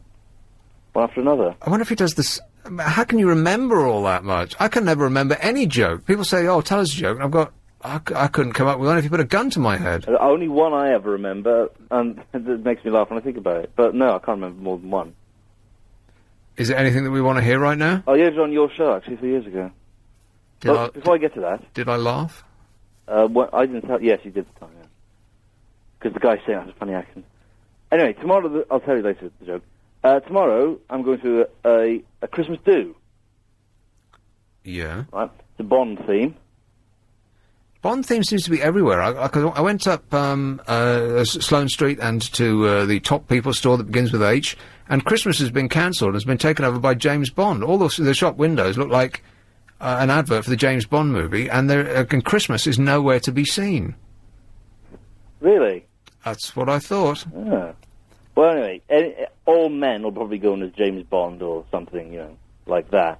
So I've decided to be different and go with Shirley Bassey. Goldfinger. All night. Shirley Bassey. Shirley Bassey. And I got my feather boa yesterday. What will that look like? This is awful. Because, you got to get the correct gear. I bought a female top. I didn't want to get in a dress because, I didn't know how to get what toilets to go to, male or female. I got my lipstick and everything ready. Some girls can come to my house tomorrow and do me up. So you got a woman's top and you're going to wear trousers? I'm wearing black trousers. I'm just going to tell... Well, I'm going to get into character. I'm going to pretend to be all night and just tell everyone, you haven't paid me enough to dress up. She demands £150,000 to do anything. And you're in Cardiff, Swansea. See, the Swansea's even worse. You're going to be. I would get a cab if I were you. Oh yeah, I'm going to get my friend on call to take me home immediately. Because after this, everyone wants to go to a nightclub. No, I wouldn't do that. Seriously, Rob. I got a VIP pass, but I don't think I want to use it. No. Believe me, you don't want to go out in Swansea dressed as Shirley Bassey to a nightclub. You're going to have to trust me on that one. Lovely. Yeah, right. Oh, it's not much nicer than Cardiff. You will get killed in Cardiff. I thought it was completely the other way around. I thought that Cardiff was a more sophisticated town, and Swansea was where all the hoolies hung out. No, I think it's the other way around. Oh, yeah, definitely the other way around. Cardiff's much more violent. Because it's a bigger area. Swansea's really relaxed and lovely. Well, maybe I'll give it a go. You fall in love with a gower. No, that's why... Dylan Thomas called Swansea the graveyard of ambition. I'm not sure if that's a good thing or bad. No, it sounds bad. Yeah, I think he means good. But it come across as bad. You go there, and every dream you ever wanted, you abandon because it's such a beautiful place. No, I'm sure that's not what he meant. Yes, he did. He was from Swansea. The graveyard of ambition. Oh, someone look it up. There's no way that you could pick anything positive out of that. It is. Well, after people say it's a positive thing. I have questioned it, but, I think the consensus is it's a positive. Right, and do these people also come from Swansea? No, people like Bill Clinton. Bill Clinton? He's a big fan of Dylan Thomas. His favourite poet or something. Bill Clinton has spoken about the qualities of Swansea. I seriously doubt that. And Jimmy Carter, who came over to open the Dylan Thomas Centre. A couple of people. Has anybody actually gone to that opera house that they opened in Cardiff? Oh, I was there yesterday, 3 days ago, on a tour. Me and my friend went down to interview the political leaders of the Welsh Assembly from my station. And we were bored, so we thought, we'll go in that building. And we were there 11:30, and a tour was starting, so go on, we'll join that. A fiver, rip-off.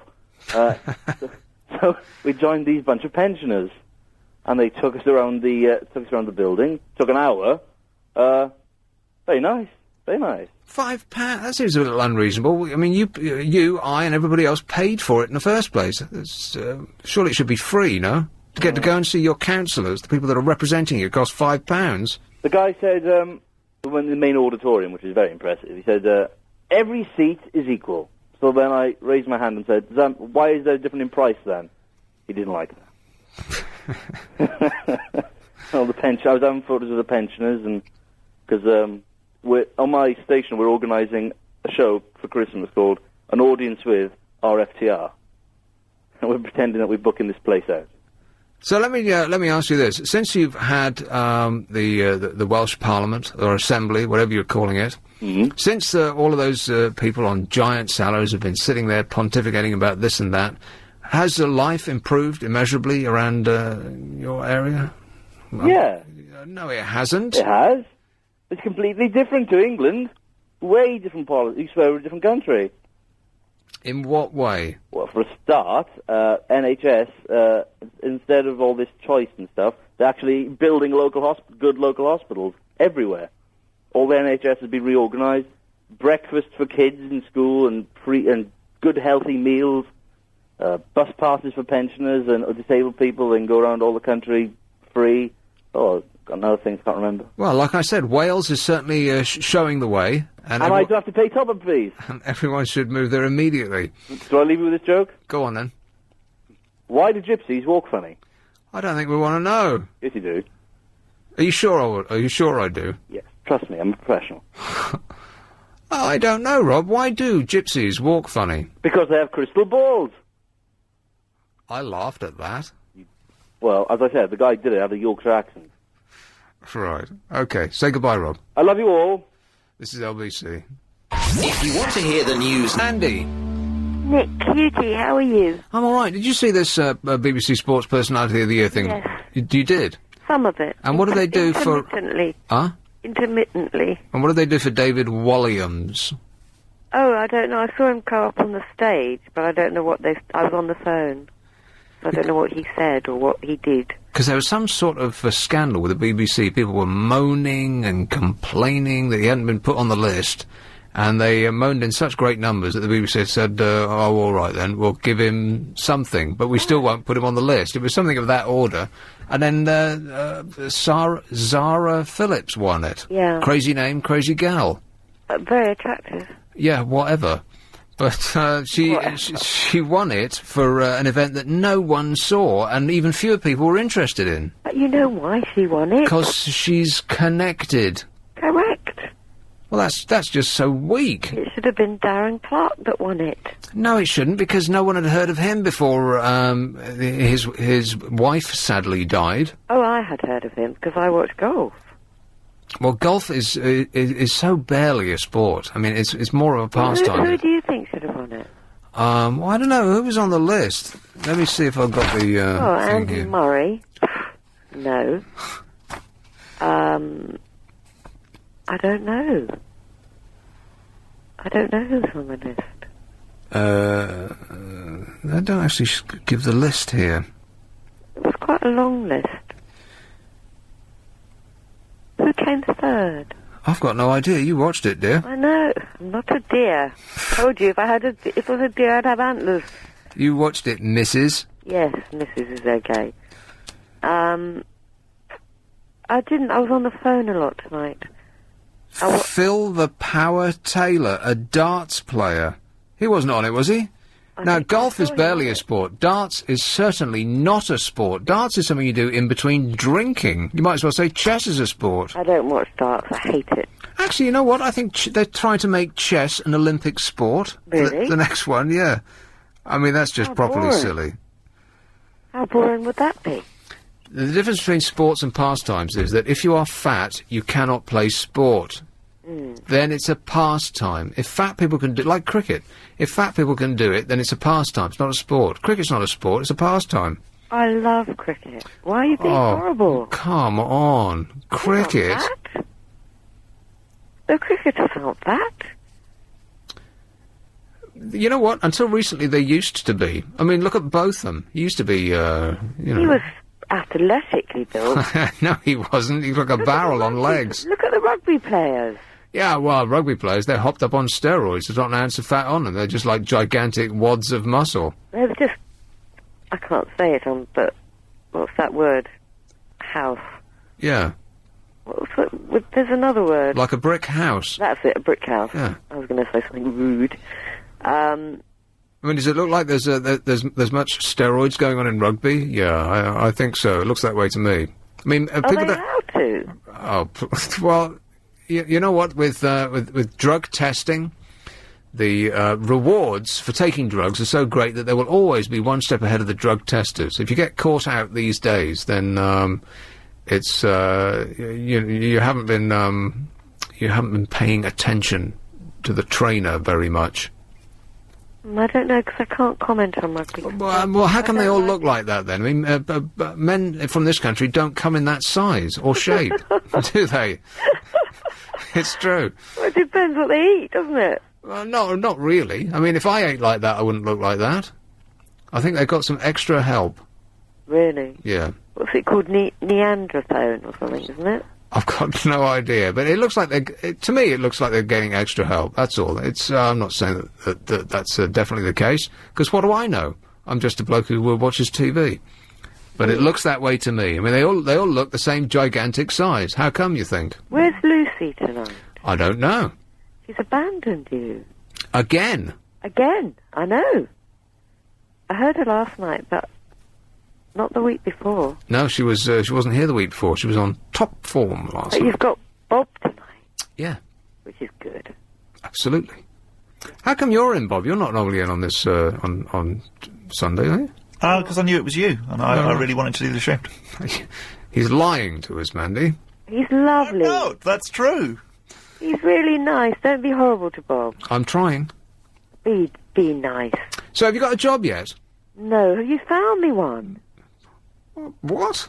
You said you'd find me a job. Oh, I certainly did not. Oh, you did. I said, Nick, find me a job. And I said? Yes. Right, well, I've certainly fallen down on that then. Yes, you have, haven't you? I'm a failure there. Haven't you come up with anything? So what do you do all day? Just sit there watching, I was watching snooker today. Jeremy Kyle? No, I don't watch Jeremy Kyle, but I have watched, I tell you what I have watched. Vanessa? Yes. Oh. Have you seen it? No, I've read about it today. It's funny. It can't be. Like, funny good or funny bad? Funny. It's not as bad as Trisha, and it's not as bad as Jeremy Kyle, or what his name is, because I've never seen that. But it's good, because she had one guy on this week. I've got to tell you this. Just 1 second. How long's the break? How long's the break? 30 seconds. 30 seconds. Tell me at the very last moment that we can do it. Tell me right now. Now. Is now the very last time that we can do it? All right, well, I'll tell you what, we'll do this. I'll come back and you can tell me your interesting Vanessa story. I can't believe that you're going to do this. It's unbelievable, yeah. All right, hang on, Mandy. Once upon a time... Right, back to Vanessa. There was a couple of things, right? There's one guy she had on who set himself and his friends, they had a record who could shag the most women. And they did 365 in 1 year. Yeah, right. That's one a day. Yeah. Different women or the same women, I don't know. And are we believing this? Yes, we are. It was brilliant. Then she had on a bloke from Manchester who the only liquid he drank was his own urine.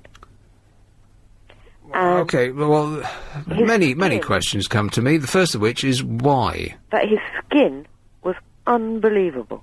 In what sense? It looked amazing. It was smooth. I mean, he wasn't young. He was probably early 40s. It was unbelievable skin. And what he couldn't manage to drink, he put on his face. And she said, "Doesn't it smell?" And he said, "No, it dries in." And she gave him the glass, and he went and did a wee. He brought it back into the studio, and he glugged it down. And her face was just unbelievable. I bet it was kind of like my face every time I'm watching BBC Breakfast News and her face comes on it. Is she on that?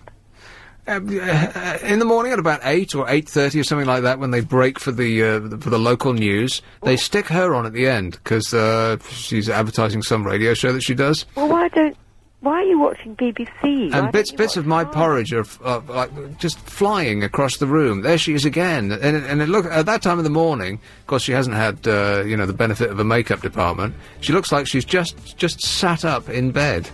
In her dress. Why are you watching Sky News? It's like you're presented with a scarecrow in your front room. She's actually physically scary. Anyway, Mandy, we've got to have the new news now. The new news. Yeah, but thanks for the unpleasant stories. All right. Okay. Ta-ta. Bye-bye.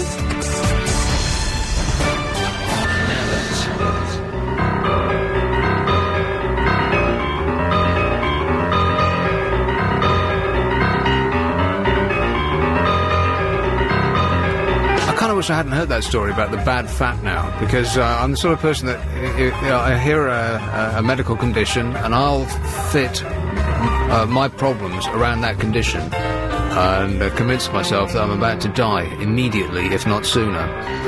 So it doesn't matter whether you're fat or not, you can still die from being fat because the fat will be internal, you can't see it.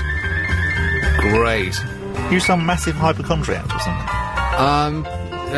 Just constantly ill for one thing or another, and I don't know whether I'm ill because I think I'm being ill, or I think myself into it. It's just you talk about death rather a lot, dying. If the fat's not going to get you, the nuclear war will. Yeah, or the asteroid. Don't forget about the asteroid. Yeah, it's great. coming our way. 5,000 Hiroshimas. Yeah, it's 3,000 years late. Set your watch by it. We're doomed. So I've got a lady who wants to talk about Tallulah's budgie. Hey, Sarah. Oh, hello. Sarah. I'm sorry, but I was so incensed when I heard that woman talking about... I've heard her several times. Yeah. Talking about how she carts that bird around to the shops and so forth. Yeah. Hasn't she heard about animal cruelty? And to me, she sounds the most selfish individual that I've ever listened to. Oh, come off it, Sarah. I mean, you could say that about any pets. I mean, you could say it about fish in a tank, or dogs being kept on a lead, I totally agree. You're 100% right. Oh, right. All pets are selfish. I've never heard that before. Yes. I'm 100% right. Yes. I'm going to write that down. You What are. time is it? Because human beings keep pets, it is always selfish. In their natural state, they would not be living the way we want them.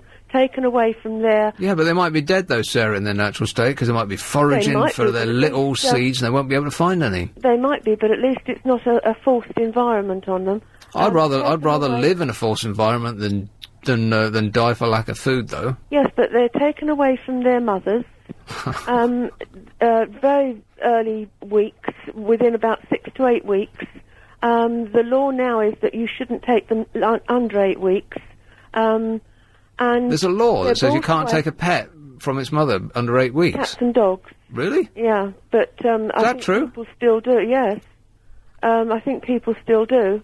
But wouldn't it be better to acclimatise the cat or the dog to its new owner straight away, because then it won't pine for its mummy? What they're doing, but isn't it unnatural when you really think about animal cruelty? Well, everything's unnatural, really. It's unnatural that we're living in houses. I've got 2 rescue dogs, but the thing is, in their own state, it's not kind.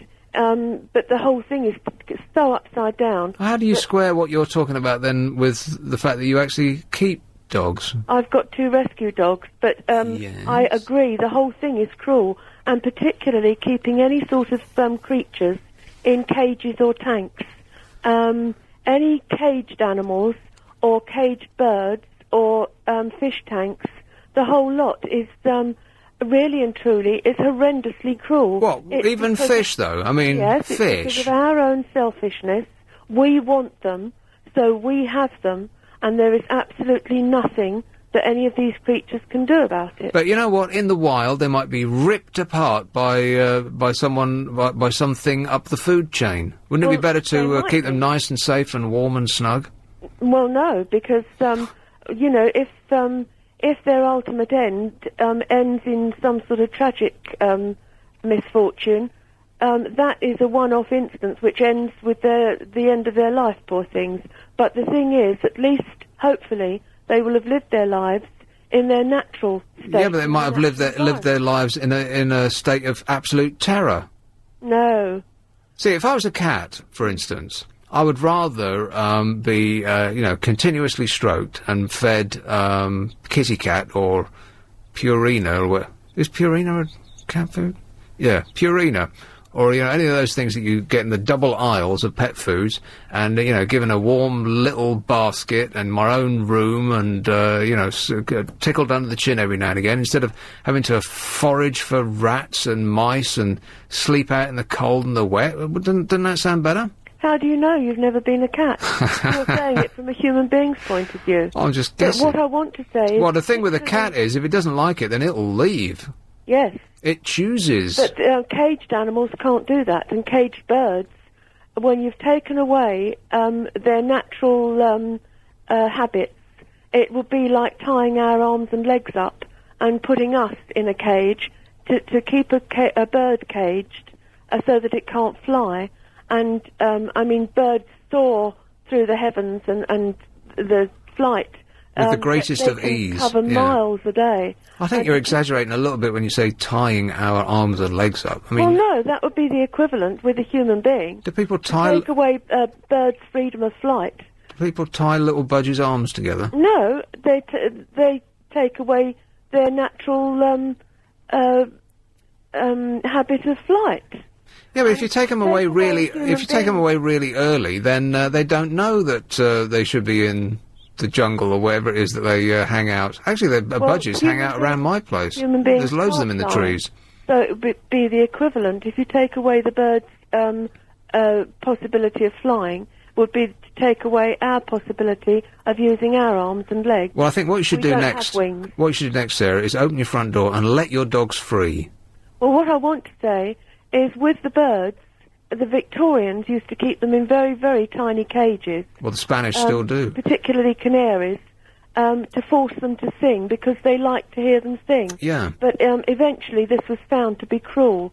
And there's a lot of things that we do with animals that at the moment we think is so wonderfully kind because we pamper them and we get special foods and we get special cushions and we do this and we do that. But it's not kind. It's not, it is cruel. My advice to you, Sarah, is do not go to Barcelona and walk down the Ramblas, because they've got loads of bird sellers down there, which kind of... Oh, I don't know, I find that a bit unpleasant. But it doesn't sound like Tallulah's budgie's having a bad time. I wouldn't go to any Spanish country or Latin country. It's having a chaos time. They're horrendously cruel with their animals. Right. I wouldn't spend my money in any Latin country. But you know what? We are too. It's just that we don't see it. You know, unless you're buying, unless you can actually go to the farm and check out how the chickens are actually being treated, then it's just that we don't see it. We're just as cruel as anybody else. I mean, we like to think that we're pet lovers, but you know what? If you read the newspapers on a daily basis, in fact, today there was a horrible story about what they did to some poor little cat. And it's not true that the Spanish are, or this person or that. Everybody is. We're all cruel. It's part of human nature. Nature is cruel, Sarah. Get used to it. Yes, nature is cruel. But the thing is, we are far more selfish and far more cruel. And to take a bird's natural flight away from it, and then to cart it around in a plastic carrier and show it the world is absolutely awful. It'd be like tying you up. But you know what, Sarah? Transporting you around. But you don't know how like I don't know what it feels to be a cat. You've got no idea what that budgie might be having the time of its life. No, I don't think so. But you don't know that, though. You're thinking about it on... you're doing exactly what you accuse me of doing, and you're thinking about it in terms of how a human might... that budgie ain't no human. It's a budgie, innit? Well, the thing is, if you let them be their natural species and live their natural lives, it would be very different to what we're... Yeah, it would be dead. If you let it fly out the window, it would be pushing up daisies. It would be an ex-budgie. The point that finally incensed me to phone was when I heard that she had smuggled that bird from this country to Europe and back again. No, I don't think it was that. I think it was from Germany to somewhere else. Well, she had it here and she couldn't leave it because there was nobody to mind it, so she took it with her. And in 1982... No, I don't think that you got that right. I think because she's from Germany, so I think it was a German thing. I don't think she took it from here. So you don't need to get worried about that. Just concentrate on getting worried about all the rest of it, Well, all in right? 1982, there was a virus in Germany. Oh, now you're making it up. No, I'm absolutely not. In Germany, because you were going to say Britain, but now No, I've... I was not. The Federal Republic of Germany in 1982 had paramyxovirus, otherwise known as Newcastle disease, and it had never before been in Britain. It reached our shores in 1983. So Tallulah did it? And it was, then it's gone rife through our bird population. We believe it was brought by pigeons, by people with racing pigeons. Right, And well, it's pigeons can fly wherever they like, sorry, you know. Irresponsible people like that woman. I think who you're take their birds yeah. and bring them across the I know. border. Well, we've got your point, and I get your point. You said it very succinctly and robustly and over again. But I think that if you get upset about it, it's not going to change anything, Well, is she it? needs to think about how selfish she is. But it's and not going to. just It's not going to change. You how getting kind upset she about it is not going to change Exactly, behaviour. yeah. So I think you're just going to have to She needs take a to have deep a breath and accept this. Accept what's you know. Everybody likes to have a pet, Yes, but including you with your two we all dogs. need to look and examine our own thoughts and feelings, whether we're being selfish or Right. not. Okay. Well, undoubtedly we are, because that's the nature of human beings. We're all selfish all the time. But thanks a lot, Sarah. Just be happy. It's the season to be jolly. Tra-la-la-la-la, la-la-la-la. Oh, Stuart. Hello, Nick. How are you? I'm all right, thank you. Yeah, completely different subject now to the last one. Oh, please. I wanted to talk about Christmas and Christmas music. Oh, yeah, Christmas. I remember Christmas, yeah. And just about some of the Christmas songs, because I was doing Christmas shopping today.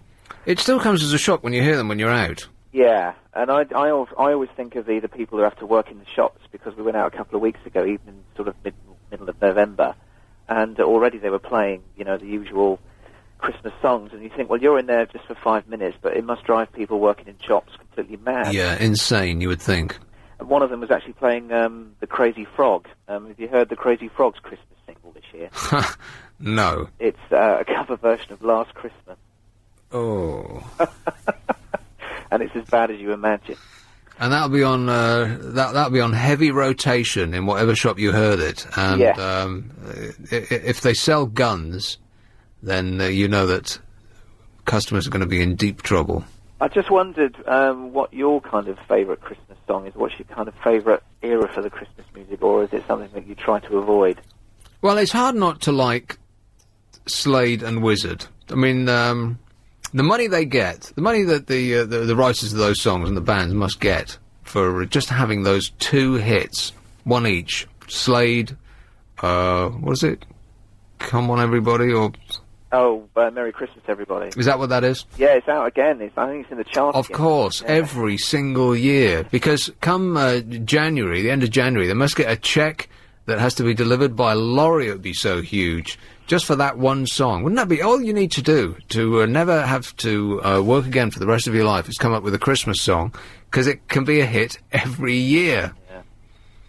But there is one song that I heard last year, and you know they on Christmas Day they go to King's College, Cambridge, and they have that... the Mass. Yeah. Yeah.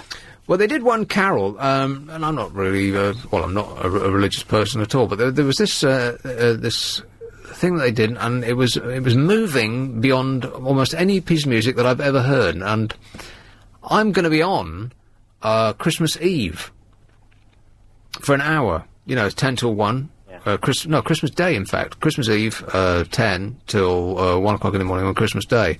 And are you allowed to play music here, Bob? Oh, yeah, some. So I thought of bringing this in, because it's an incredible piece of music. I can't think of hardly anything that is more moving. And maybe it's just me. Maybe it was the condition I was in when I was listening to it, you know, because you've got to start drinking early on a Sunday. Maybe I was just feeling emotional. But it's called Oh Little Lamb, I think. Something like that. I might bring that in and play it for you. I like O. You're laughing at me through the glass there. We were expecting it to have a serious sort of title. Not Oh Little Lamb. Well, I think it's a serious story. I mean, I didn't really keep up with the lyrics. I was just letting the sound of it wash over me, but, And they do the lyrics on the screen, don't they? Do they show the words? Don't they? Oh, I wasn't focusing too well. All right. I thought you were going to say Oh Holy Night, because that, I think, is my favourite one. And I was listening to a version today, actually, on the internet, and you're going to laugh now. You're going to laugh at me now, because it was actually Michael Crawford that was singing it. Well, you know what? There's nothing wrong with Michael Crawford. He was the he did that really irritating Ooh Betty thing, right? Yeah. But he was a performer, and he's proved that over and over again. Yeah, he's a talented geezer. It's just really nice, and I think the one that I often do get fed up of hearing is the Slade one. After you've heard it for a week or two, then that's you just think I've had enough now. Well, you know you're going to get the same songs over and over again. Year after year, it's going to be the same 20 songs over and over. They're going to drag out Greg Lake, whatever that's called, which is also not that bad. Yeah, I Believe in Father Christmas. Yeah, something like that. I Believe in Father Christmas. And then the Waitresses, Christmas Wrapping, which was good when it first came out, but it's kind of like, I don't really want to hear that anymore. But Slade, how can you object to Slade? There every year, isn't it? Every year. And Wizard, ditto. I love the Wham one for the video. I always wanted to have a Christmas like the Wham video in the log cabin. I don't think I ever saw that. Where they're always I think they're throwing snowballs at each other in this log cabin somewhere in Switzerland or something. It looks very nice, although obviously George Michael's not happy about something in the song, but they all look like they're having such a great time. He's never happy about something in the song. There's always something upsetting him. He's only got £100 million in the bank. He's always upset. Oh, well. Well, nice to talk to you, Nick. Yeah, and you. All right, thanks very much. Cheers, Stuart. Bye. He should join that band, Asleep at the Wheel. You remember them, don't you? Yes. Has he been found asleep at the wheel lately? I guess he's busy now. He's on tour. If he wants to go and do that Wham thing, he should get down to Canary Wharf or Liverpool Street Station and get our tickets to Geneva. Oh, yeah. You want to tell us more about that? No, because you've got the reading there. but that was the bit that I could remember. Is it time to do another read, or is it one per show? No, I was just seamlessly sipping that in for the sponsor. That was very well done. That was an extra. It was. Like a bonus. Yeah. Hey, Trixie. Oh, hi. Are you going to do the live feed for me? The what, sorry? Live read or something. You're going to... Oh, no, we've been there and done that, girlfriend. Oh, you've been there and done that? Of Oh, I'm course. sorry. Well, hello. Well, you've got so many subjects. I'm owned by a cat. Yeah, it's that way round, isn't it? It is. Yeah. She chose me. She was a stray. She chose me. I didn't let her in the house for a few weeks. My then husband was not very happy, but no, she camped outside the front door. As soon as she got in, well, we knew who owned us. Full stop. I have to go cat sitting next week. I'm going to spend 5 days next week stroking a cat continuously, because the moment you stop, it starts complaining, whining and moaning, and it gets to the point where I think that it must set off some sort of drug in the cat's brain, stroking it, because it is almost like withdrawal. When you stop doing it, it looks at you like, what the hell are you doing stopping? They're funny creatures. They're very funny. I can spend hours just staring at her when she's grooming herself. And when she curls up into a little ball and sticks her tail over her nose, oh, it's gorgeous. Oh, that's lovely. So you're actually on Christmas Eve. Christmas Eve into Christmas Day, yeah. Great. I know my friend will be delighted about that. We do enjoy your show, really, and that'll be great. It's not going to be too Christmassy, is it? I don't expect it will be Christmassy at all. Oh, thank God for that. People are going to be drunk off their faces calling in. I won't. I don't drink. No, my friend and I are going to be watching horror movies over Christmas and eating pizza. Totally different Christmas, and it's really going to be nice. You're going to be eating pizza? Yeah, eating pizza and watching movies.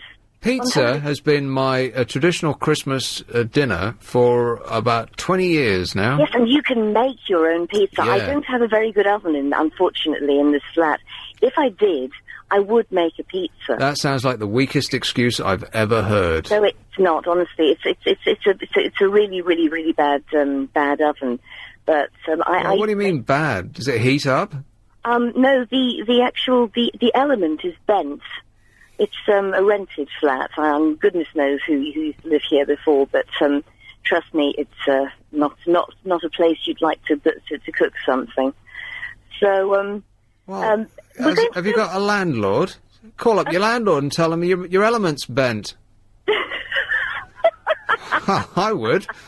Yeah, actually thinking about it, I've got a little, it's a sort of a microwave, but oven microwave. Yeah, you can't cook a pizza in a microwave. No, it's not a proper microwave. You can actually crisp things up. It's a proper oven as well. It's a small oven. You should never use a microwave for anything. But it's a combination. It's a proper microwave oven. It's a proper oven as well. It's a small oven. Yeah, I don't really care what it is, Trixie. I don't think you can cook a pizza in a microwave. All right. Well, I'll have a go, and I'll let you know what happens. I mean, what kind of a landlord would rent a flat out where you can't even cook food? Well, you don't. What kind of a tenant would put up with it? Well, got to stand up for yourself, Trixie. Yes, you're absolutely right, my darling.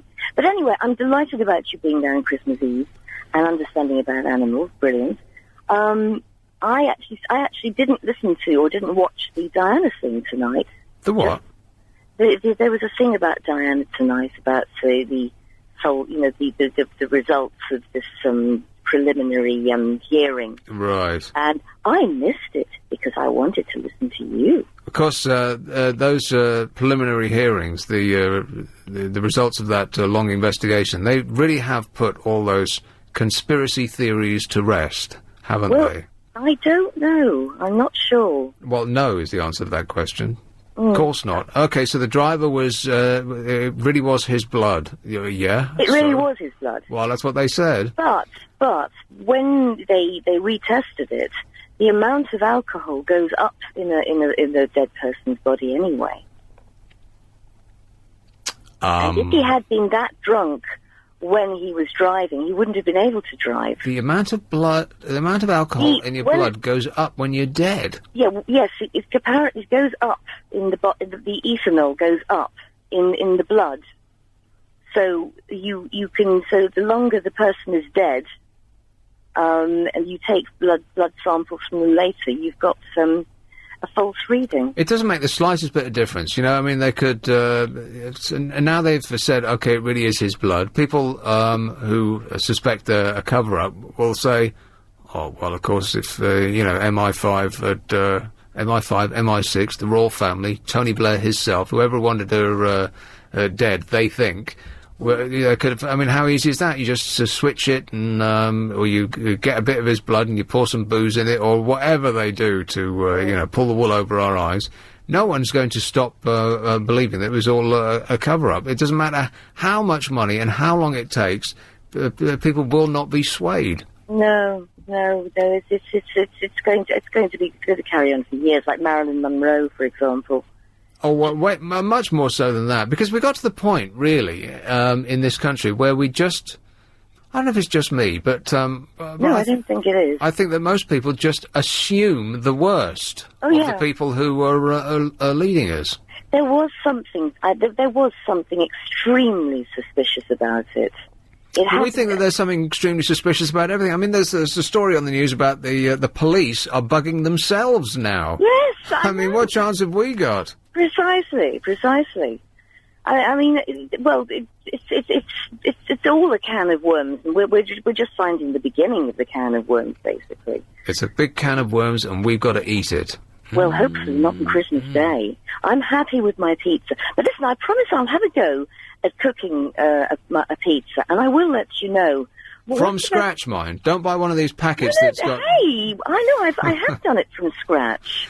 What, the actual dough as well? Yes, I have. Okay. I have indeed. And I've sort of made up my own sort of pizza-based filling. I sort of got some loads of tomato puree, mixed it up with crushed garlic, and spread it across the base, and then sort of layered it. Yeah, first of all, you want peppers, and then onions, more garlic, pineapple, of course. Yeah. See, most people, when I say pineapple, go, pineapple. I know, pineapple I don't like. That is one thing I do not like, I'm It makes it more juicy, Trixie. No, I don't like pineapple. I don't like pineapple, and you can't persuade me otherwise, my Go dear. on, force yourself. No, I won't. No, not pineapple. Well, don't tell me you put sweet corn on it, because that is just vile. No, I don't put sweet corn in my pizza. No. I mean, you're not crazy, are you? No, I'm not. I'm actually moderately sane. I'm even speaking to you. Surely that proves the case. And don't slag Swansea off, because I originally came from Swansea. I spoke to you from Swansea when I was there. You know what? I've got no idea what Swansea's like. I've never been. Oh, well, I don't know. I haven't lived there for so many years. It's just more evidence that no one should listen to me because I've got no idea what I'm talking about. Yes, I you do. just spout on about all sorts of guff, and I've got no clue what I'm on about. Nothing. I shouldn't even be on the radio. I would be interested to know what you thought about Pinochet. Well, see, there again, I've got no idea. Because in the 70s, I was in a demonstration against... Why did you go? Because you fancied someone who said, come on, let's go. No. We were very, very much against the whole regime, and... Did you fancy someone who said, come on, let's go? No. Is that a yes? You are awful. But I like you. No. And so how was the march for you, then? Did you say, what do we want? Well, we ended up getting into Chilean music and listening to, Chilies, that's another thing you want to put on your pizza. Spice it up a bit. Spice it up, what with Chileans? Yeah, Right, that's right. okay. Take a couple of Chileans Yeah. and a cheese grater. I've only got into Chilean music. It was lovely. And Pablo Navarro. Yeah, I'm sure, yeah, right. Oh, God. But I mean, he's, you know... I'll enjoy Chilean music right after I enjoy the Pet Shop Boys, all right. Well, listen, I've got to go, Trixie, because it's time for the new news, all right? Oh, all right, Ta-ta. darling. Cigarettes contain polonium-210. Why? Shouldn't that be a good thing? Why are they pulling these ads? I know, because they think it's, disrespectful to him. Because he died from polonium-210. Or are they just worried that it's going to create a mass panic and people are going to stop smoking, which is surely the point of the ads anyway? Exactly, yeah. So what's going on there? That's just properly weird. It's weird that they would consider pulling it, because right now is when you want to tell people it's got polonium-210 in it, if it has, because it's fresh in our minds. If you wait 6 months, people will go, polonium-210 rings a vague bell, because, let's face it, we're not that interested in this story, are we? It's been going on and on and on, and it'll continue to go on and on, because they're not going to find out who did it. Because if it was the Russian Secret Service, they're not going to throw their hands up in the air and say, yes, we done it. It was us what done it. And if Vladimir, Vlad the Impaler, if he was behind it, what's he going to say? Oh, yeah, it's a fair cop, Gov. And offer to cuff himself? Of course not. They're just going to run around Russia and chasing their own tails, and then they'll come back and say, well, we tried our best. Promise you that's what's going to happen. But yeah, they keep reporting everywhere else they've found this stuff, this plutonium. But now we're not allowed to say it in cigarettes. I heard, It's even up the arsenal now. I heard that we actually produce it ourselves. Is that possible? Well, naturally. Yeah. Is that possible? Or like testosterone or something. Yeah, one of those things. That we actually produce it in our own urine. You wouldn't want to drink it. I only heard it once. But does that seem likely? I wouldn't. Why have am I thought so. asking you? I have no idea. Why are you asking me? Why would they put polonium-210 in cigarettes? Unless it was something that occurred naturally in the environment, it just happened to be in tobacco leaves. But they do add all sorts of things into ciggies, don't they? But why? Well, I think partly in order to hook you more, and partly in order to make it taste better. I don't know. I mean, you think that tobacco would actually be a nice taste because people got, Seminole Indians used to smoke it for pleasure. It always smells quite nice. But that was actual tobacco that just grew out of the ground organically. So it must have actually tasted nice, otherwise they wouldn't have set fire to it and sucked up the smoke, would they? So who sat down and decided to add a bit of plutonium-210 to it? Yeah, exactly. And why? That's just properly weird. I mean, if it's so dangerous that it will kill you on its own if you ingest it, then who came up with the smart idea of sticking it in a cigarette? That's just... And who was the first person to try it? They must have been quite brave. What? Stick some polonium-210 in it? Yeah. Give it a You bit know, of a kick. If I did it now, here you are, Nick. Do you want a cigarette with a bit of plutonium in Yeah. it? No, I'm all right, thanks. Is Sarf Arrow Chitra? Did I get Hi that there, right? Nick. Is that Chitra? Yes, that's right. How are you? Good, thank you. What's up? Ringing up about Sarah, who was on earlier on, about the old pets. I think she's on another planet, really. It's Well, you know what? She had a lot of good points, but the problem is she did. we I like definitely our think pets. She had some good points, but I mean, realistically, the pet industry is huge. I mean, and unfortunately, there are people out there that breed dogs, cats, parrots, even for the pet industry. And for her to be able to think that, yeah, just set them free and they're going to survive is just really not very practical. Well, I think she was saying don't Well, I mean, I've don't got put two them into parrots. I've got captivity. Don't put them into captivity in the first place. But I don't have anything against pets. Like I said, next week I'm going to be stroking a cat constantly for 5 days. But I think it was more along the lines of her specifically saying that if you had a creature and you kept it in a cage, it's going to be unhappy. I've got 2 African grey parrots. They've both got quite... what are you doing with your phone, Chitra?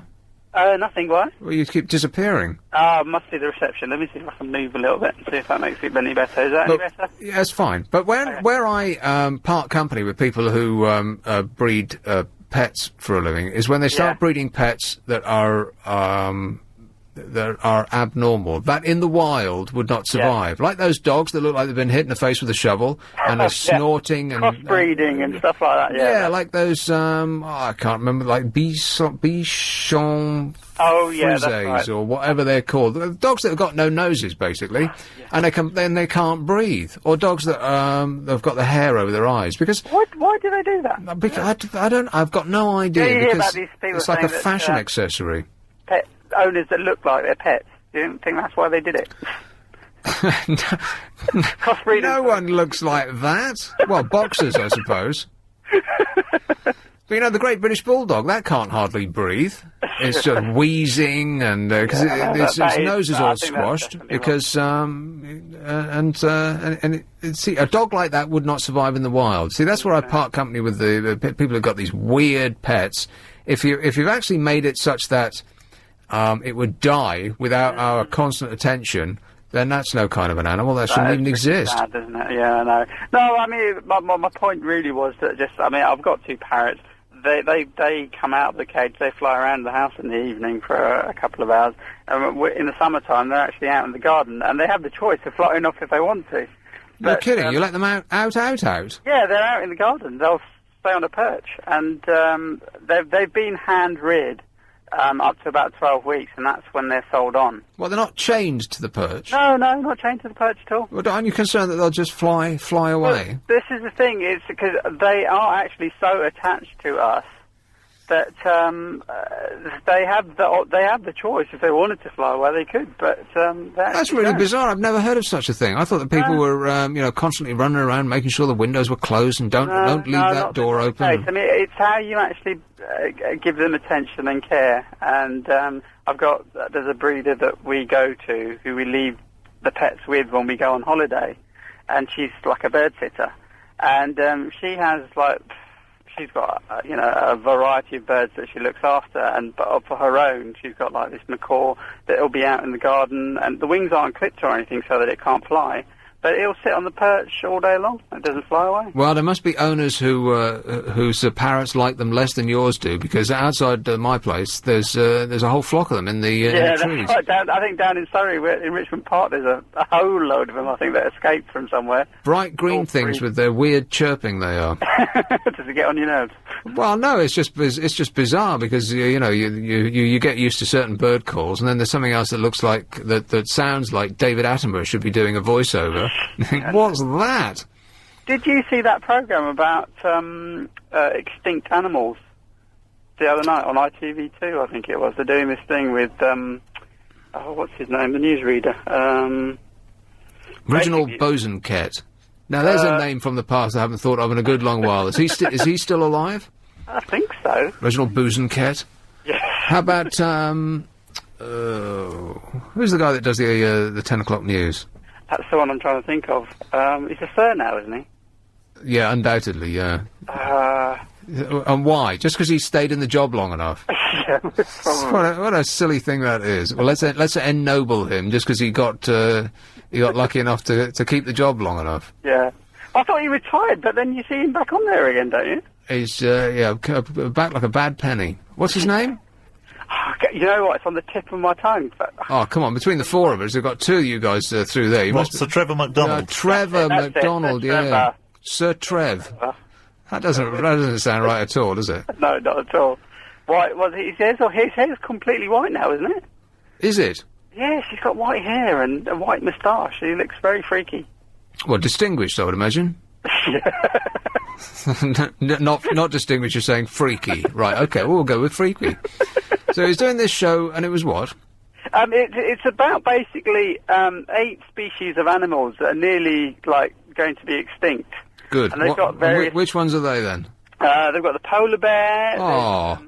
Hyacinth macaws, like a parrot in the Amazon.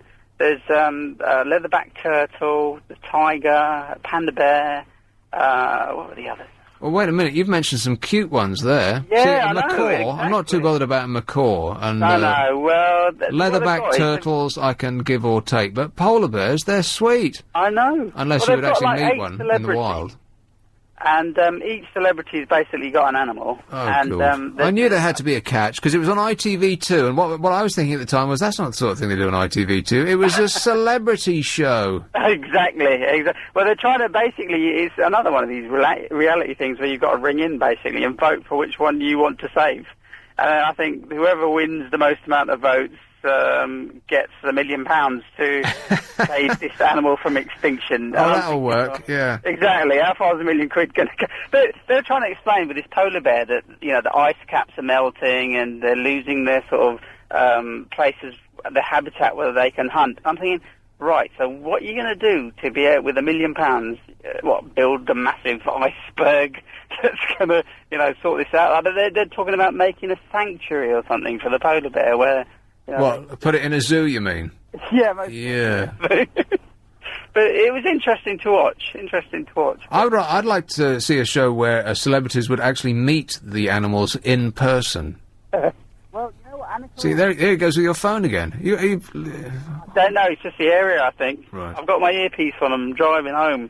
Oh, you're driving? Yes. Right. I'm driving safely. I'll try and pull over and see if the reception... Is that better? But you know what? I've thought about this before, and I don't think there is such a thing as safety. Even if you're hands-free, it doesn't make the slightest bit of difference. It's that you're concentrating on something other than driving. And that's the same with when you're on the phone or whether there's someone in the car with you. I think it should be illegal to talk to someone when you're driving. I do like to say that when possible, I try and pull over. If I'm driving, I try to switch the phone off. Yeah, but what about when there's somebody in the car and you're yakking away and having an argument? And the thing that really always gets me is when you're in a car and someone else is driving and they're talking to you and they can't talk to you without looking at you. Yeah. And so they're driving along and they're looking at you as they're driving. And my reaction is to usually look ahead harder, as though that's going to make up for it. Just annoys me some more. So it should be actually illegal to have a conversation with anyone, regardless of whether they're on the phone or not, just because, just when you're driving. That should be the law in this country. Tony, I'm sure, will be figuring out some way to fine us. When you come to think of it, there's enough distractions on the road without you having to chat to someone. Exactly. It's a blizzard of signs that we don't need. I swear, if you actually look around the roads these days and look at the amount of signs that all say the same thing, there's practically 3 signs for every instruction in this country. We should rip them all out. And you still end up going through a red light, don't you?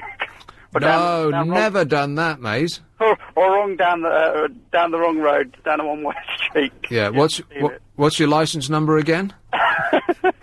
Thanks a lot, Chitra. Keep your hands on the wheel and your eyes on the road.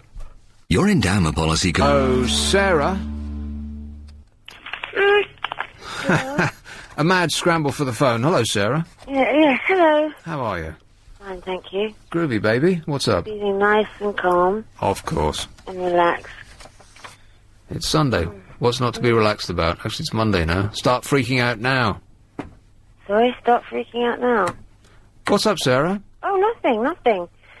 Just thought I'd ring and tell you what happened to me this evening. Well, let me ask you something about that. Sarah, what happened to you this evening? Well, is it a surprise? Yeah, it was, something that I didn't expect. That's a surprise. Yeah, so it was quite a surprise. What was? But this needs to be built up. I haven't got anything to build it up with, really. Okay, well... How about that? You got to, yeah, okay. So, this man is standing outside my window. Who? This man, certain man, I didn't know him. And you know how cold it was tonight? Oh, actually it wasn't that bad tonight. It was wet. Yes, wet and cold and pretty miserable. Yeah, like I said, freezing. Right. So we've got this freezing weather, and this man's sort of pacing up and down in a big dark coat, smoking, and someone mentioned to me, oh, he's been out there for ages. So in the street outside or in your garden? No, because it's a hotel front, so he was standing out on the pavement. Right. Smoking cigarettes, sort of. So anyway, I went out there and I walked past him and I heard him on the phone saying something about a masseur. You know, aromatherapy massage or something. Yeah. And I said to him, because we've had a massage lady in the hotel here for the last few days, so I thought maybe he was waiting to see her. But he wasn't. He was the masseur himself, but someone let him down.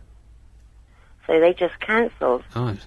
So anyway, I sat down outside and I said to him, that's a bit of a bummer, isn't it? You've been waiting for ages. And he said, yes, what's your name? And I said, Sarah. And then it turns out that he does tantric massage. Tantric? Yes. What's that mean?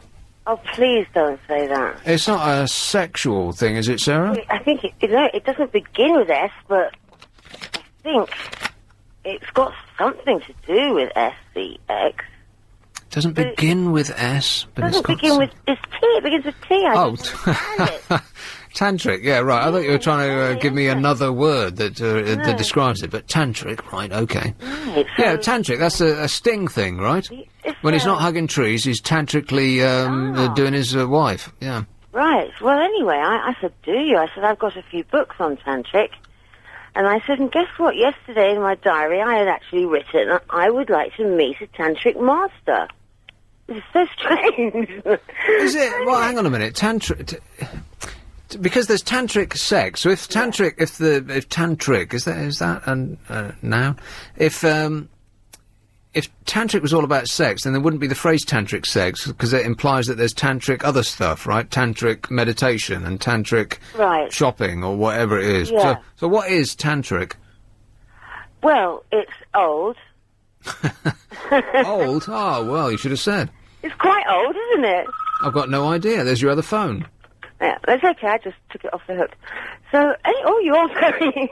Thank you for reminding me. That's all right. There's my other phone. Anyways, would you hold on 1 second? You did not take it off the hook, Sarah. Okay, come on, please. Pick it up and put it down. Okay, hold it. Save it for me. No, please save it. Okay. Someone's just starting something and I want them to save some for me. Save it? Definitely don't use it all. Like what? Well, a party piece. You know, a relaxation thing, you know, that you smoke. Oh, a bottle of wine, is it? Something like that? Something like that. Yeah. It doesn't begin with W, though. Oh, yes, it could do. Well, anyway... Yeah, I suppose it could, yeah. Oh, yeah. Anyway, back to the story. Yes, so... So what is tantric, then? Tantric is sexy. No, that's not right. Come on, you've got books on it. What does it actually mean? It's energy, yeah? Kama Sutra is kind of tantric. Oh, come on, Sarah. You sound like you're just stabbing wildly in the dark. Yes, I am. I'm hoping to do more than stab as well. So anyway, you met this bloke outside, some bloke in a raincoat who was pacing up and down outside a hotel, no less. Well, anyway, he says, I said, well, do you fancy, he says, would you like a massage? So I said, okay. So we went downstairs and we rolled a joint. Yeah. Okay, we can't really, I don't think we can say that, can we? Hey, back me up on this, Alex. I don't think we can say that. What did I miss? She is apparently setting fire to the Sunday lunch. She had a joint, and I don't think we can go there. No, I think we'll cut that off there. Okay, listen, Sarah, thanks a lot, but well, anyway, the tantric massage was really super. Yeah, you're out of your mind with pleasure. No? Yeah. You know that David Cameron was actually he actually went on the tube. Really? That doesn't seem likely, does it? I mean, I know he bicycles everywhere, but doesn't he have a car following him with, stuffed full of men with guns? Did he really just go on the tube on his own, or did he go on the tube and sort of have loads of people in the whole carriage with him that were his people? The implication of this story is that he just went on his own. But that just seems... I can't imagine that. Does Ken... Because Ken famously travels on the tube every now and again, doesn't he? I thought he did every morning. Does he? I thought so, yeah. Not just when cameras are in tow. I thought that's how he gets to work. David Cameron has been caught without a ticket on the London Underground, it was claimed last night. But the Tory leader obviously has an honest face, because unlike most commuters, he managed to sweet-talk his way past the barrier at Wembley Park Station.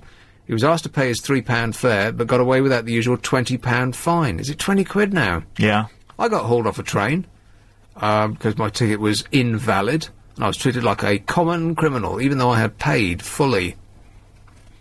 They just... Why was it invalid? In what way was it invalid? Well, they said that I hadn't clicked in at some point. Well, was I it an Oyster card? had, yeah. Are we supposed to believe that those things are so, in truth, it's 8 minutes ago, my brain's just stopped. So, not invaluable, infallible. Infallible, yes. Close, but no cigar. Are so infallible that every time the millions of people who use them on a daily basis, it will never make a mistake. I don't believe that for a second. But did you actually click in? Well, I don't remember never doing so, because how can you get in on the network if you don't? Yeah, but, it comes out, it sort of tells you as you click it in, doesn't it, on the barrier? Well, it beeps and it opens the barrier if it doesn't... And it tells you how much you've got on your Oyster card? Yeah, sometimes. That's quite clever, I like that bit. How it does that, I've got no idea. How it actually works is... don't you find that surprising, that it just seems to actually work? Yeah, I go on the tube now just to use my Oyster card. I do, that's true. Just to hear the beep? Yeah, it's exciting. Anyway, he got away without paying a fine. This is apparently 20 quid. It used to be 10, now it's 20. Cameron was on his way to Wembley Arena to see Morosi. This is just getting weirder and weirder. No, I don't believe That's that. what it says right here. Morris's This Charming Man was one of 8 records on his Desert Island discs, which they probably had a meeting about that, right? They probably had a lot of people sit around the table now. Which 8 records do you think would appeal to the biggest cross-section of people? And they must have had focus groups, and, I mean, he just went on there and said his own personal favourite records. That seems like a dangerous thing to do, right? Is there any Pet Shop Boys? I don't know. Or Dire Straits? Let's hope not. The Tory leader is said to have told the ticket inspector that he had cycled to Willesden Junction and bought a ticket to Wembley, but he lost it during the journey. Oh, right. Yeah. How do you lose a ticket? You just put it in your pocket and it stays there, right? Definitely. He's like, mucking about with a ticket and fumbling around with it. He dropped it on the floor and, yeah. Nothing about this story seems like it's actually... The cycling to Willesden Junction, that doesn't sound right either. What did he do when he got there? Like, left his bike at Willesden Junction, it was still there when he got back? Or did he post security guards around it while he went to see Morosi? Or did he pop it in a car and the car drove it? Yeah, exactly. He said, I don't routinely break the law. Well, I'm sorry. If I said that and I arrived at a ticket station without a ticket, it wouldn't save me a 20 quid fine. Surely in your line of work you'd have the money to buy a ticket, said the inspector. Yes, I can, Cameron agreed, but there's not much security in my line of work, you know. Oh, well, welcome to show business, mate. There's no security in this business. It's like no business I know. He had better luck than Cherie Blair. She was caught without a ticket at Luton Station 6 years ago on her way to a Crown Court for her first day as recorder. She said the ticket machine was closed for the start of her journey and she was fined £10 for breaking the law. Guilty as charged. But that does happen, though, those ticket machines not being there. Whereas not having your Oyster card, that, you know... Or dropping your ticket. That's just silly. Yeah, you're quite right. Those machines do often not work, and so that's a better excuse. You shouldn't just say, "Oh, I dropped my ticket." Well, it didn't work for Cherie Blair, the Prime Minister's wife, no less. Yeah, but it's not. The ticket machine is not going to know that Cherie Blair's coming along. It's just a ticket machine. You know what? There's a lot of truth in what you say. Good, I'm glad. The ticket machine... I feel I've levelled the score now. In what respect? Well, in that my sportsman comment was a bit silly. I never did get to 2.5 hours ago. I never did get to the end of that story, did I? No, I don't think you did, actually. I don't know if I can be bothered now. It was a David Walliams story. Oh, yeah. Covered in lard. Fan websites for Little Britain encouraged people to nominate Walliams for the prize, and at one stage he was odds-on favourite with the bookmakers to win after raising £1 million for his swim for sport relief. That's why I did it, right? For charity. He did it for charity. However, when the shortlist was announced for this Sports Personality of the Year thing, Walliams' name was missing. Instead, Phil the Power Taylor, the darts player, was said to have received more nominations. He's very good. Oh, please. No, he is. He's won a lot of darts competitions. Who cares? It's not a sport. Like, he's won it, for the last 10 years on the trot. Not remotely interested. No one's heard of this guy. The big World Cup of darts. Right. Phil the Power Taylor. Newspaper sports editors and a BBC panel of experts led by Gary Lineker, Sue Barker and Adrian Chiles. Who's that? Adrian Charles. He's that bloke who does Working Lunch on the telly. Right, he's the guy who they get for Match of the Day 2. That's right, because Gary Lineker presumably is too expensive to have over the 2 days. Definitely, yes. He's actually I think he's better, actually. Yeah, he's better than Gary Lineker. I think he's good too. Anyway, these presenters were asked to nominate their own top 10. This is where it gets very suspicious, because it's supposed to be all about the public's vote, right? But actually, you know what? It isn't. Each of their votes carried as much weight as the collective online verdict of the public. It meant that the opinion of the sports editor of the Coventry Telegraph had as much influence as 200,000 online voters. Isn't that awful? So, in other words, they put this thing out for the public to vote, but you might as well not bother. That's just the way I feel about X Factor, which I've never voted for. You know, occasionally you'll get interested in the programme. I mean, this season, right enough, it's been absolutely dire, like listening to 8 Pet Shop Boys albums all in a row. It's been great. I've loved it. I was glued to it yesterday. What you know about music, right on the back of a stamp. Are you saying that to the X Factor people or to me? Both. The BBC denied there was a ploy to remove the comic from the list of contenders. David Walliams was entitled to be nominated under our criteria. The method of voting was the fairest way of doing the nominations in order to get a fair representation of sports experts as well as the general public. Well, that's not fair. It's surely one vote, one in, one out. One vote, one person. One person, one vote. That's the way it is, isn't it? Yeah. But it wasn't. It's the people who are representing the BBC get one vote, and we get 200,000 votes, and the two are considered equal. That's not fair. I'm outraged. Is that how Zara won? Must be, yeah. I'm not actually outraged, but if I could care, I would be outraged. Walliams declined to comment on the controversy, but said he was planning another charity swim. His spokesman said he was looking at several options, including swimming from Russia to America across the Bering Strait. That doesn't sound like a smart thing to do, does it? No. With all the grease in the world on your boobs, you probably won't make it, mate.